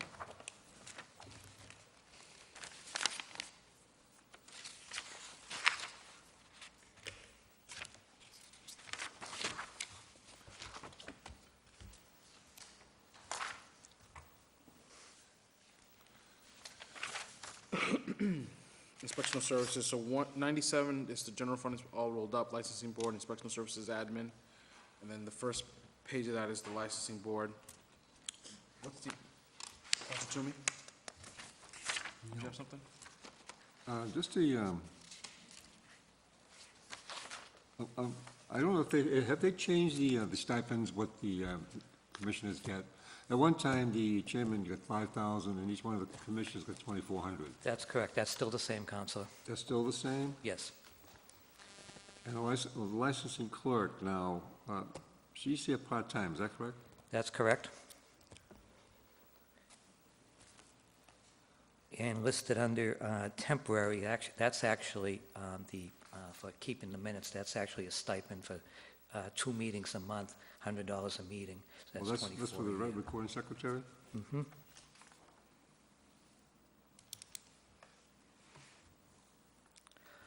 Since we combined, or I don't know if we combined it so much, but since they've been coming under inspectional service office, you'll see no items in there for supplies and stuff. That comes right out of inspectional services admin.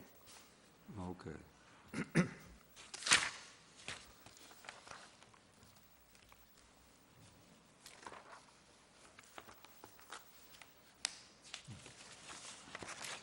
No problem, thank you. So that was 97, 98, 99. Anything on 100?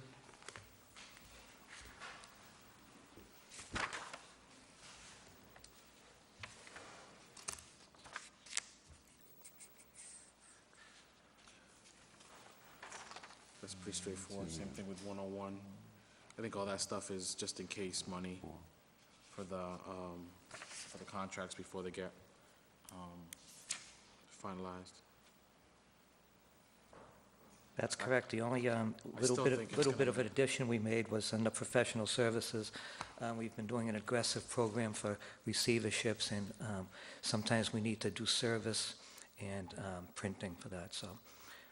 I still think passing a budget with money in it for rate, for increases in pay is gonna be a de facto passing of all those union contracts, but I wanna take the CFO's word on it. Anything else on 102? That's all. Same thing with the provision, code services. So, I heard third hand that there's gonna be weekend inspectional services activity. Yes, we started last weekend. We had some extra, well, not extra overtime, but we had some money that we can move into overtime. And we started sending a team out on, we're going to do every other weekend at this point. We're picking segments of the city, and we're concentrating on those segments, whether we have 2 or 4 inspectors. We have at least 1 building inspector and housing code inspectors going out. They'll be catching violations, looking for, abandoned buildings, empty buildings, taking note of those, trash violations, zoning violations, signage, unregistered cars. How are you gonna figure out whether or not it was effective? Are you guys keeping a log of what's actually happening?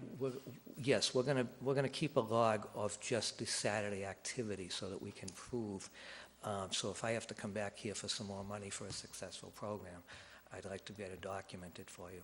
I will say on our first Saturday out there with 3 people, we accumulated about 64 violations, and whether that be trash or people working without permits. Are you doing just residential, or are you doing commercial as well? This right now is residential. Commercial would be picked up on signage maybe, the bodegas, maybe, again, trash again for the dumpsters, things like that. But we're not actually going into the commercial buildings at this point. Through you, Mr. Chairman. Counselor Vasquez? In regards to that, is it just what's visible from the street, or are you actually walking into people's backyards? Oh, we're not allowed to walk into anybody's yard. Everything has to be visible from the street. If we do see a violation, then we can go onto the property. We have to establish that there is a violation or a safety hazard, and then we can walk on the property.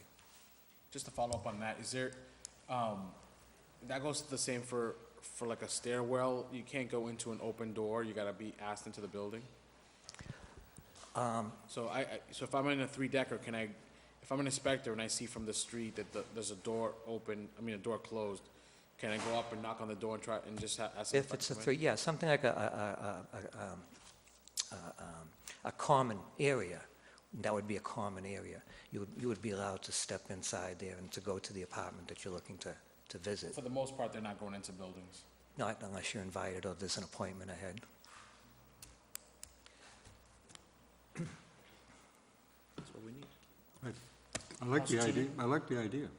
People have been asking for that for the longest time. Right, and it's, I don't know, through John's support and the administration's support, we're getting it off the ground this summer, and I think it's going to be very successful. And I will be coming to you, as Councilor Toomey knows, I'd already been speaking to him about this, as far as actually going into these buildings, like the 3-deckers, on a regular basis. We're working on a plan for that, and hopefully have it by end of the summer to present to you. And I think I'm showing that we'll be able to fund fully 2 more building inspectors to do this work, and with a possible revenue after paying for them of about $150,000, $160,000 a year. You should probably just put that on paper somewhere and communicate it to the whole council. Yes, That way we all know what's going on, so. it's really- coming. I have a draft already. Mr. Nunes and Ms. Dianello, But they were out this past weekend, so we're gonna make sure that when stuff like that goes on, and we get a call, hey, there was an inspector, that we don't know about it, that's, sure. Maybe I'll forward you out our schedule and where we're going, okay? yeah, and I don't think that you don't have to go as far as giving us a schedule, just let us all know. I'm not sure that all the councils know that. Okay. There's gonna be weekend activities. Sure. Any other questions on 103 or 104?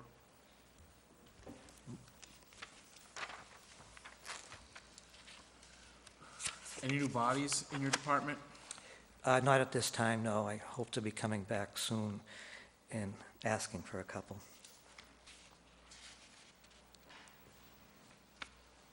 .106, weights and measures.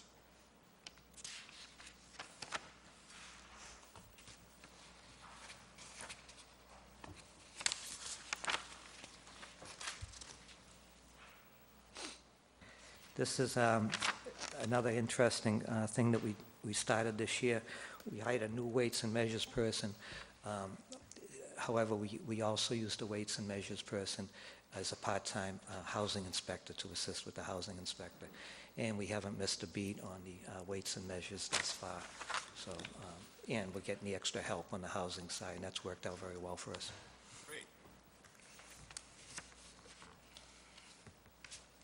107 is the second part of page 106's provision for salaries. That's all the stuff we talked about, just in case.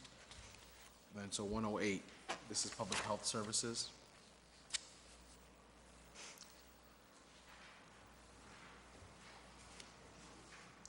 I know one, Go ahead. I know at one time you had expressed a desire to have an extra nurse down there. Is that still a necessity? At this point, we're not thinking about it. I'm sure you've heard that we've entered into an agreement through this grant program from the Mass Department of Public Health, and we partner with, under this grant, we partnered with City of Methuen's Health Department and the City of Haverhill's Health Department. And the purpose of the grant, it's sort of combining services because health departments generally are the first ones that get cut, unfortunately. So what we do now is we have through this grant, in the 3 cities, we hired a full-time nurse, and we're sharing that nurse between the 3 cities to help us. We hired a part-time food inspector who is coming to the city of Lawrence for a day every week and assisting our food inspector with that. And we're waiting this summer, we're getting some legal interns to help with some more policies and trying to make this health district grow out, and maybe it'll become one entity. Right now, the way it operates is one member of each Board of Health is on a board, a separate board. However, the city's own board still has their own powers and to be. Thank you. I know that you guys are getting ready to automate some stuff in your department, but I'd still like to see the total amount of tickets given out by classification.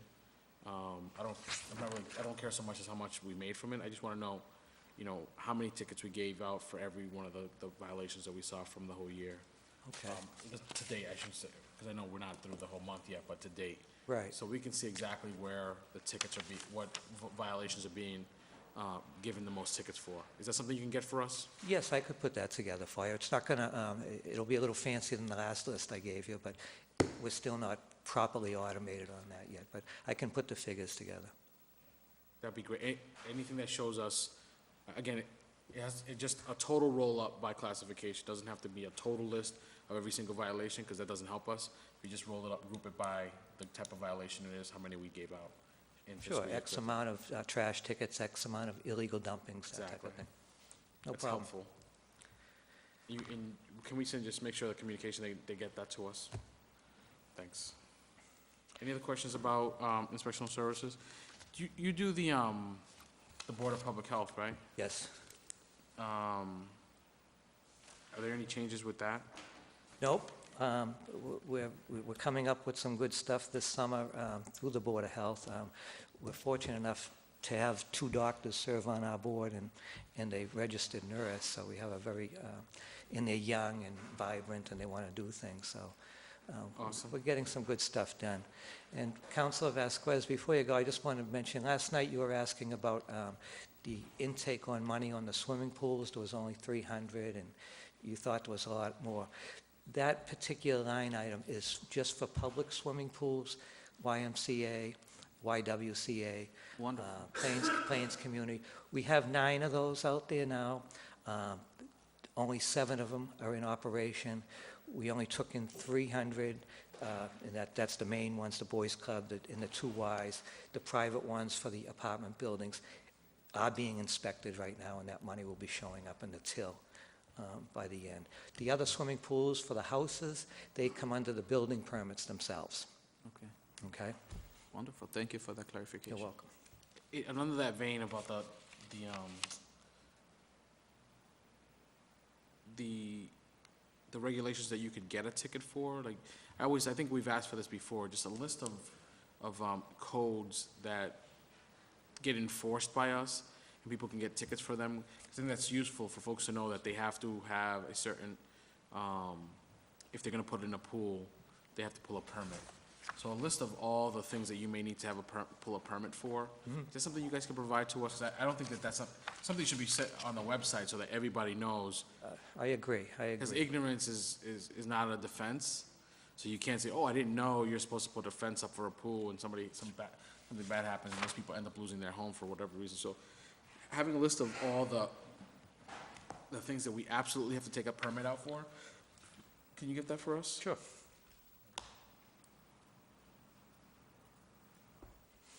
Can you send them a communication? Anybody else on inspectional services? Thank you very much, Mr. Blanchard. All right, thank you, councilors. Have a good evening.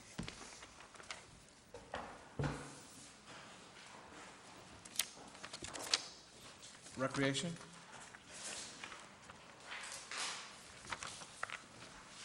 On page 160. 160. 160.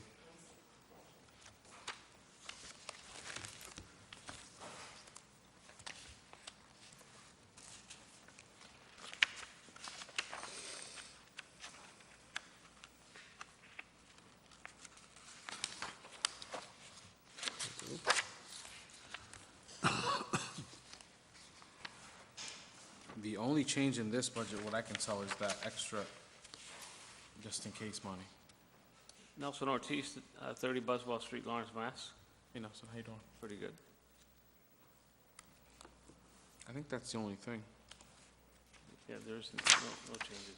How are we doing with the lights? You doing okay with that light money? I know we took it down a bunch of times. Say that again? The light money, is that right where it needs to be this year? No, I could have gone up, but I told Mark, I says, What was it that you put in for your original budget? actually, I left it at 12, but, we do have the Howard Park also now online, so How much? I was going extra 15. For 15?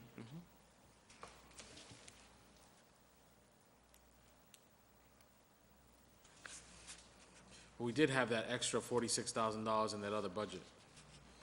So, Mr. Anello. Talking about the revolving fund? No, I was not. Let's talk about increasing the lights.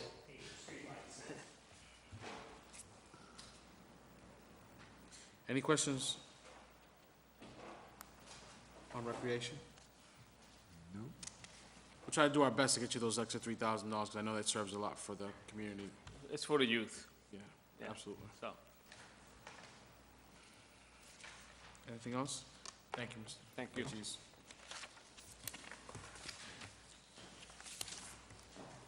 Yeah, recreation. Veteran Services next? 149. Page 49? 149. 149? Oh, I was doing it on my time. There's a cheat sheet right here. You are a smart gentleman. I don't care what Council Vasquez was saying about you. Yeah, I know, I overheard him, too. How you doing, Mr. Melendez? Good evening, Councilors. Jamie Melendez, Director of Veteran Services. Happy to be here. Thank you.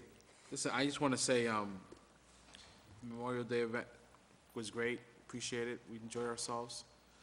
Thank you. I think it paid perfect tribute to our fallen soldiers, so thank you for that. You continue to do a great job doing the outreach. I appreciate that. I'd also like to mention and thank the council for your support and continued support for the veterans here in Lawrence. From all of you, I sincerely mean that from the bottom of my heart. You still don't have staff down there, huh? No, I do not, but I want to thank the mayor and his staff. They are doing an addition to this year's budget, and it's appreciated. It's a step in the right direction to providing the services to the veterans of Lawrence that they deserve. So I really do appreciate it. So that $15,000 in salaries and wages temporary, that's gonna go to that? That's exactly what it's for a temporary part-time assistant. Now we're going up on, I'm just on 152. We're going up on the amount that we're doing the disbursements on. Now, you're keeping a solid book of information on everybody we serve. You're getting all the right paperwork. That's Everybody's absolutely legit, correct. Everybody is squared away. That's absolutely correct, yes. Because you'd hate for folks to think that we're doing the disbursements inappropriately, and that's why it's gone up. We're doing No, it not at all. There is a checks and balance system. Each individual client is approved by the state prior to me issuing an award to them. Okay. Again, the means test that we do, it's comparable to Social Security's means test, so to include the military background checks. So yes, I'm confident that each and every veteran that's receiving an award in Lawrence is a deserving veteran or a family member of a veteran. And I guarantee you there's more out there. Now, do we get audited by the state? Yes, I do. Any other questions for Mr. Melendez? Council Toomey. You did come back to the council to look for some more money because of additional costs, right? Do you estimate that into your budget, the need, financial need?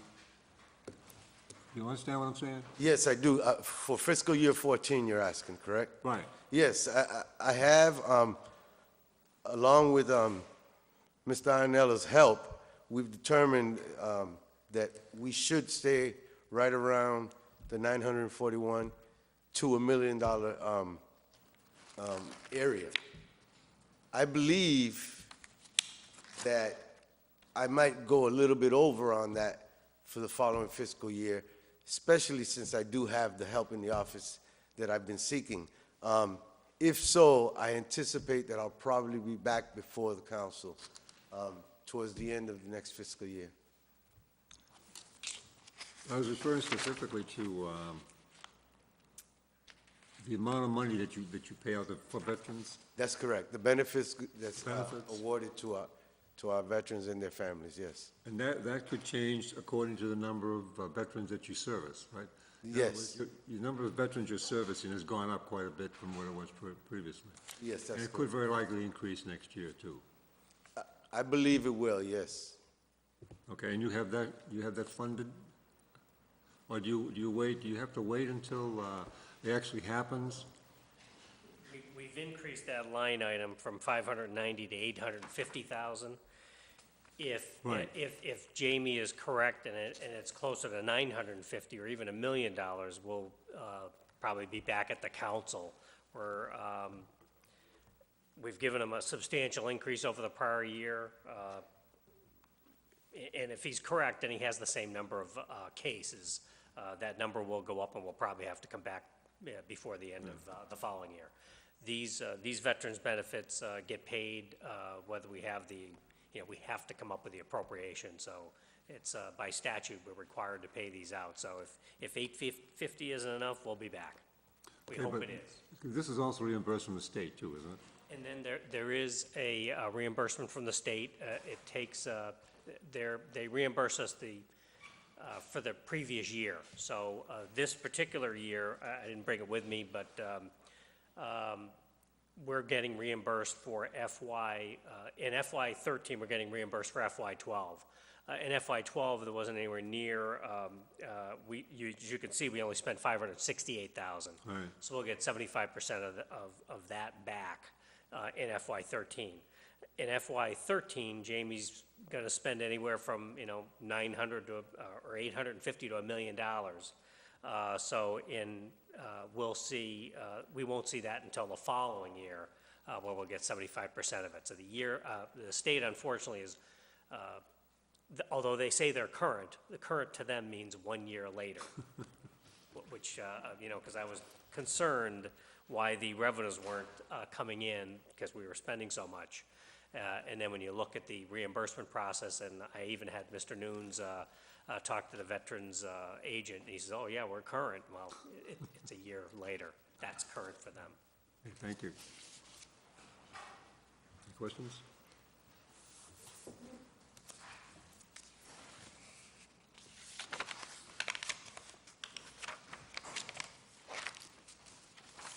I think we're all set.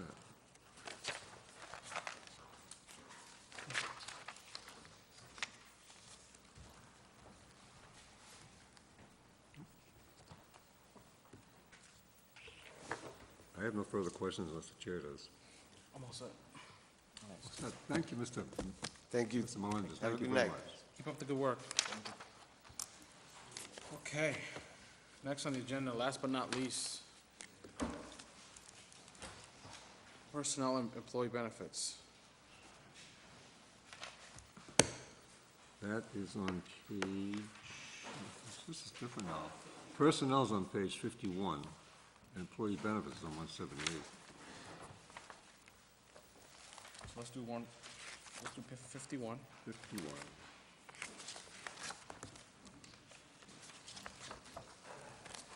Mr. Bonet, how you doing today?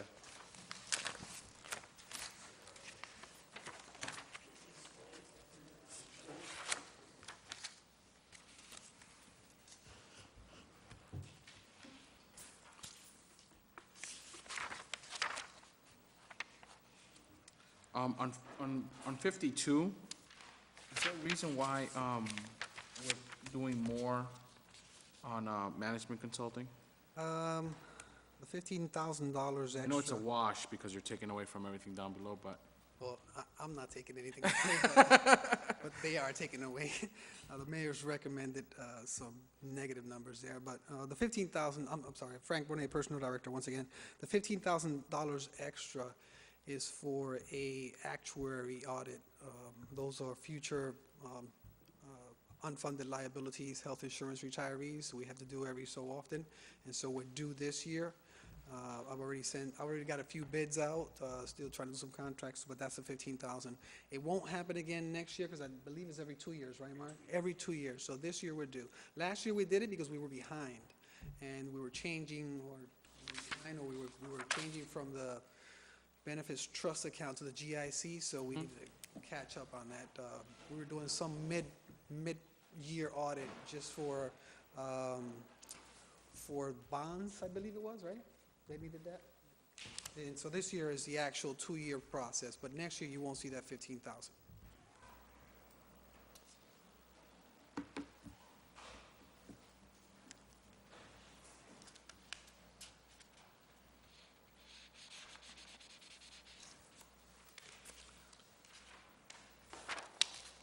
any new bodies in your department? On 53, page 53, there is an error. It should read 4, budgeted level FY13, 4, under the mayor's recommendation. So if you look up in the top where it says provisions for salary and position adjustments, where it says mayor recommendation, that should be a 0. And where it says changed, where it says number 1, that should be a 0. So we're level staffed Yeah. for this year. Yeah, that's just because the way the Right. system reporting it. We know that's 4 and 4. Again, yeah, this is 4 and 4.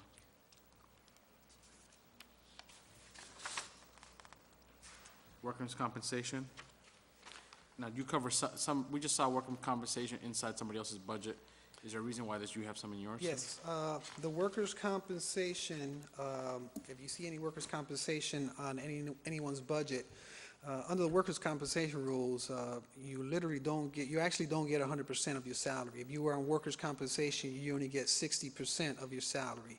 So, in the past, and what they've been doing is, let's say Frank Bonet goes out on workers' compensation, and I'm getting 60% of my salary for, let's say, for a whole year that I know I'm going to be out because I have a serious injury, then you'll see a workers' compensation line item in my personnel services that says workers' comp, and only 60% of that much. However, this workers' compensation that you're seeing for the personnel department is not for salaries. These are for workers' compensation for medical bills. We pay medical bills for those individuals who are injured on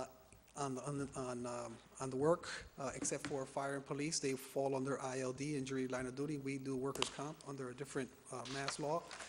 So basically, if an employee by the name of John Doe gets injured today, back injury, and we send them on so many medical appointments to do some checkups and get some medical prognosis from a doctor, we have to pay for that doctor. It cannot come out of the individual's health insurance. And let's say that the doctor puts them on some sort of medication for an extended period of time, we have to pay for that medication. The individual cannot pay it out of his regular health insurance if they are under the GIC. So it has to be divided up. So those medical bills or the workers' comp bills, you won't probably see them reduce unless the individual passes away and we're no longer responsible for paying any more medical or prescriptions. Yeah. So they have nothing to do with salary. Although we do use this particular line item to, I think we've been using it to buy out individuals to settle, agreements between the individual taking a lump sum and getting them out of the salary, so that way we can have a full-time FTE on other departments. We've had 2 or 3 of those, yeah. This year, our last one, I think, was $30,000 that we offered And so the individual has taken that offer, and he will no longer be paid 60% of his salary, but we still are responsible for his medical bills, future medical bills, and future prescriptions. Yeah. Anything else on 54 or 55? Just a question, on page 54, legal services. We would not use our own attorneys? Excuse me, on which one? Page 54, legal services. Legal services. We haven't used, actually, we used 7,500 of that money to pay for private investigators under the workers' comp legal services. And I'd like to talk about it. It has to be something that we have to discuss because that's still an ongoing process. But we had $15,000 there. We paid $15,000 a couple of years, a retainer fee for an individual who's on workers' comp, who our attorneys cannot represent because they themselves are part of testimony and witness and stand. So we had to go to an outside attorney. We paid a $15,000 fee. We added $15,000 this year, but it doesn't seem that there's going to be any movement on that this year. We've added it for next year, and hopefully we'll have some movement on that next year. Thank you. So we went ahead and used 7,500 for private investigative services that we have on a couple of individuals that we'd like to see. Thank you. Through you, Mr. Chairman. Councilor Vasquez. On that same note, Mr. Burnett, professional services, could you give us a brief explanation? Which page is that one? I have a It's couple. also page 54. 54, professional services, 37,584 is, I believe, the workers' compensation attorney for the city of Lawrence, for the city side only. Yeah, that's what we pay the attorney who does our third-party administrative services. So he represents us in court, he reviews documents, tells us what we should be paying, what medicals we should be paying, what bills we shouldn't be paying, communicates with the individual's attorney as far as agreements and so forth. Yeah. Is that on a as-needed basis? Because this fiscal year, we haven't Actually, no, spent. that's 37,587. We haven't probably paid his invoice yet. Actually, we haven't paid invoices since, I gotta be honest with you, I think since May 9th. And as you well know, my secretary has had a couple of bereavements and been out for more than a couple of weeks. So I'm waiting for her to come back so she could start putting in those bills through our Munis system. So we're piling up pretty much. Okay, so it has to be spent. But it has to be spent. Okay. I mean, I owe him the money. It has to be spent. Yeah. Thank you. Thank you for that. No. Any other questions on that piece? I think we got to go now to 120 what? 178, that's employees' benefits. That should be benefits.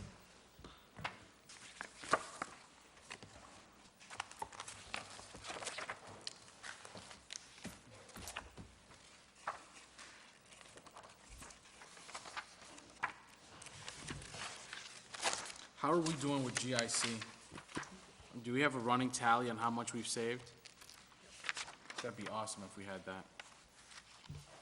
Can you say it, but On GIC overall, do we have a running tally on how much we've saved on year over year? I don't have that in front of me. From the but, initial we can time get it. that we went into GIC, we had provided some initial savings on the first year when we went to GIC. And I believe I said we had like a $12 million turnaround. We didn't have to look for $4 additional million to continue the Blue Cross, and we saved $8 million by going to GIC, but we haven't made any numbers for this year. It'd be awesome to have, only, again, because, But if you really look at it, it's almost the same. If we would still be in the position of going to Blue Cross Blue Shield, I'm sure that well, we have a rate increase, right? GIC went up 5, not across the board, but overall average about 5.6%. And different plans had different increases. Actually, there was a couple that decreased. So it did go up, but Blue Cross, you could probably ask somebody else how much Blue Cross went up, it's probably more than 5 or 6%. Oh, yeah, they've always been up like 10, 11, And 12% over you the can years. just make an average on it. Could you do that for us? Only because, again, we get kind of beat up about that we went to GIC, we don't have the same benefits as before, but we really need to keep showing the year-over-year benefit of that move, and encourage, honestly, as a state taxpayer, encourage other municipalities to go towards the GIC. We get calls every day, well, not every day, but, most of the times, hey, you guys are saving, can you tell us how you did it? And so they're using us as a model as well. So Pat, can you send them a communication for that, just to have them do a year-over-year savings since we went to GIC? Thank you, Mr. Bonet. All right, so we are on 178. That's the roll-up, that's the top of it. If you go to, go ahead. The individual pieces are behind it.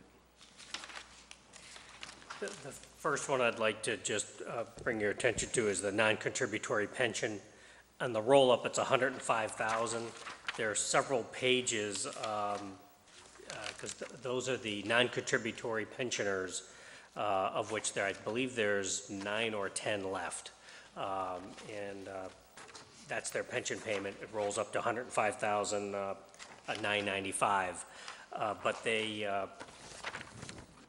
came from different departments, and that's why they're shown on so many different pages. Well, I was So- gonna say, that's just a quirk of the system. They're all in the same group. They're all people who are getting, health pensions. They're getting a pension. They're called non-contributory pensions because they worked prior to 1937 or 1939, and any of their any retirement deductions out of their paycheck went back to them, and they're not paid by our Lawrence contributory retirement system. They have to be paid out of the city budget, and they're well advanced in age, so every year, a few more pass away, but we're down to about 9 of them, and that's why the number decreased two. from the previous year. Yeah, it's 2. I think we lost 2 this year, 2 less from the last time we looked at this. so, There's a lot of pages, but it just there rolls is, up. but it's really just those, there was somebody from the health department, police department, and so forth. So if I could just skip over, the non-contributory pensions are 179 to 189. So then we have pension assessment. And then pension assessment is, the city assessment is actually 8.7 million, but this was the work that we did last year. For many years, we've been paying our full assessment from the Lawrence Contributory Retirement System. They have an actuarial study, and we fully fund that system with lump sum payment. Over the years, they've also been taking 9% from our grant employees. Those grant employees were already included in that lump sum number. So we tried to get the savings in FY13, but we couldn't. But they did agree, starting in FY14, to give us a credit for any grant payments. So our assessment is 8.7 million. We have grant credits, if you will, of 710,000. And then I also am expecting there's 563,000, I think, or 543,000 of interest built into that lump sum payment. And I'm going to pay that lump sum payment earlier so we could save, city and the school will save some interest. So I've reduced the pension assessment that's owed from 8.7 million down to 7.7 million, and that's what I'm asking for today. Still a What page you want for substantial that? sum. That was 192. And that's on page 191. Last year, we had 8.3 million. So you're gonna save $500,000 by moving it up, the payment? Exactly. Well, it's actually 910,000 I'm saving. The pension increase was more than that.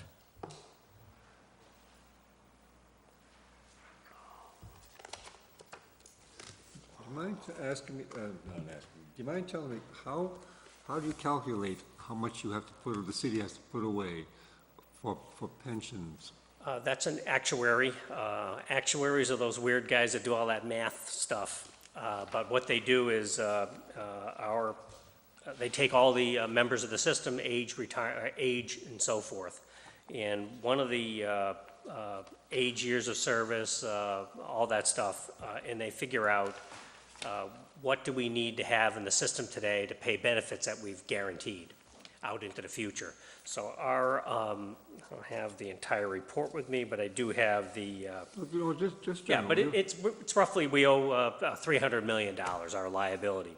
And for this particular year, and I think I mentioned it the other night, between the city and the school, we're going to put in 15.8 million. Only 2 million of that is really due for this year.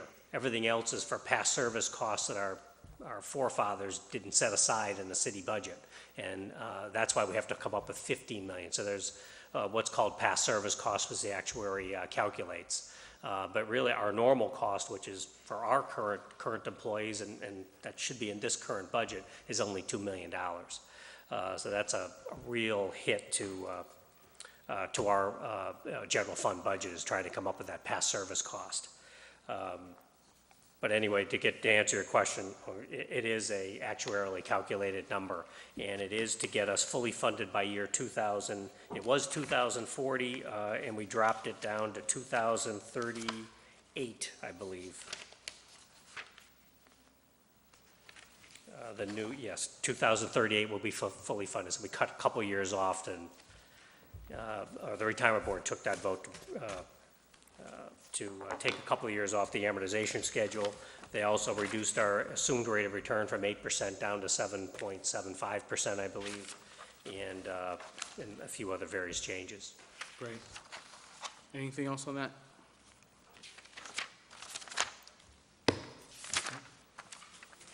So the GIC is up $1.2 million. And For last year? yes, the GIC is on page 198. And 197 is the And dental. 197 is the Altus Dental. See, and this, I think is why it's important that we know how much we would have paid if we weren't in GIC. Because then I mean, not that we're gonna know perfectly, but a good gauge of what it could have been, if you know what other municipalities are going up on Blue Cross Blue Shield or it's the, You want that based on that last year that we was on Blue Cross Blue Shield? I know it's gonna be millions, so. so we gotta keep that in our back pocket, because honestly, people, you know, especially some people that we moved on, you know, I think some people actually had to go to Medicare, right? I mean, some of the older, retirees. We're paying that fee that we have to pay for all those individuals. And of course, that'll go down. I think this year it did go down. 1 or 2 people passed away, so it went down. So the 1.2, even though it's still $1.2 million in benefit increase, it would have been 2 or 3 times that. Yes. And Altus Dental only went up 0.5%. Administrative costs that went up. But overall, the dental rates for the individual really stayed the same. We just added the 0.5% to the administrative cost of it. So it doesn't, signal plans, I think like $5, $6, $7, $8, something like that. Not bad. Page 201, the employee benefits, unemployment comp. If I could just make a comment on Sure, page go ahead. 198, part of that 1.2 million is the 894,000, which for retired teachers at the school department. They historically paid this bill because I guess the retirement system didn't break out the the pensioners. It's a health insurance for pensioners. They didn't break it down by department, so they didn't know what was school versus city. Now that they break it down, the school department was picking up that tab, and now that's 894,000 we had to pick up this year. So that's, Does that affect our net school spending? and that would impact our net school spending.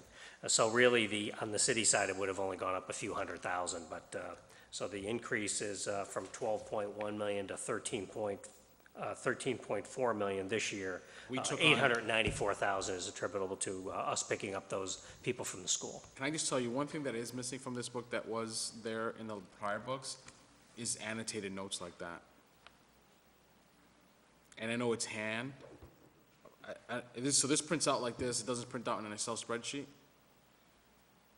It generally does end up in Excel, so, I mean, we can print anything we want on it. Yeah, so if this ends up in an Excel spreadsheet, well, they did before, I think, man, it's been a while since he's been here. That Mr. Degnan, who was the mayor's first chief of staff, did a really good job of making sure that the annotation, if anything was moving up and down in the line item, you'd have the note below so that we would know ahead of time not to ask about those things. And better than that, we'd have a red flag, hey, we did something big here that you should know about, like take on all the retirees from the school department at 800,000. There is in the module that we use to do this budgeting, there's plenty of space to put notes and comments and so forth, so we'll see if we can get the departments to use that next year. Anything else? On benefits? There's just a small amount for group life. Those are, I think we just pay the first 2,000 of life insurance for city employees on page So 199. The 201 with the 100,000, we're gonna pay less in unemployment compensation? We expect less people to be on Okay, unemployment? we have unemployment compensation, we didn't spend, thankfully, we don't have a large unemployment roster, so we put 100,000 in there, I hope we don't even need that, but so far, we've only paid out 4,000 this year. Any other questions for Mr. Bonet?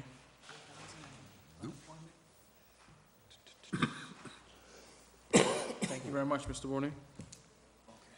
Appreciate it. Councilors, that concludes the items we had on the agenda for this evening. The next time we meet to go over the budget will be on Monday the 10th. We're going to review Council on Aging, Public Library, other human services, the Greater Lawrence Public Schools, and the Lawrence Public Schools, charter and choice schools. We did get a corrected version in our emails. I think everybody got that? Yes. A corrected version of the Lawrence Public Schools budget. There were some problems that didn't add up in it, and they made the corrections, and they sent that out to us all. So I would check your boxes, email boxes, and that, and print them out for the next meeting. I do expect that Mr. Riley, along with Assistant Superintendent Bergeron, will be on hand to discuss those matters with the schools that day. Just as an FYI, on Tuesday, we're going to go over the cemetery, the airport, police and fire, the electrical inspection, and city council. If I don't see anything else, I'd like to entertain a motion to, before I do that, we did get the communication to the mayor and to the fire department about the item that's on our agenda for the firefighters union contract. So we'll hear back from them, I'm sure. They're probably going to come on Tuesday when their budget's up. Entertain a motion to go into recess. So moved. Motion's been made and seconded. Any discussion? Seeing none, all those in favor? Aye. You guys have it.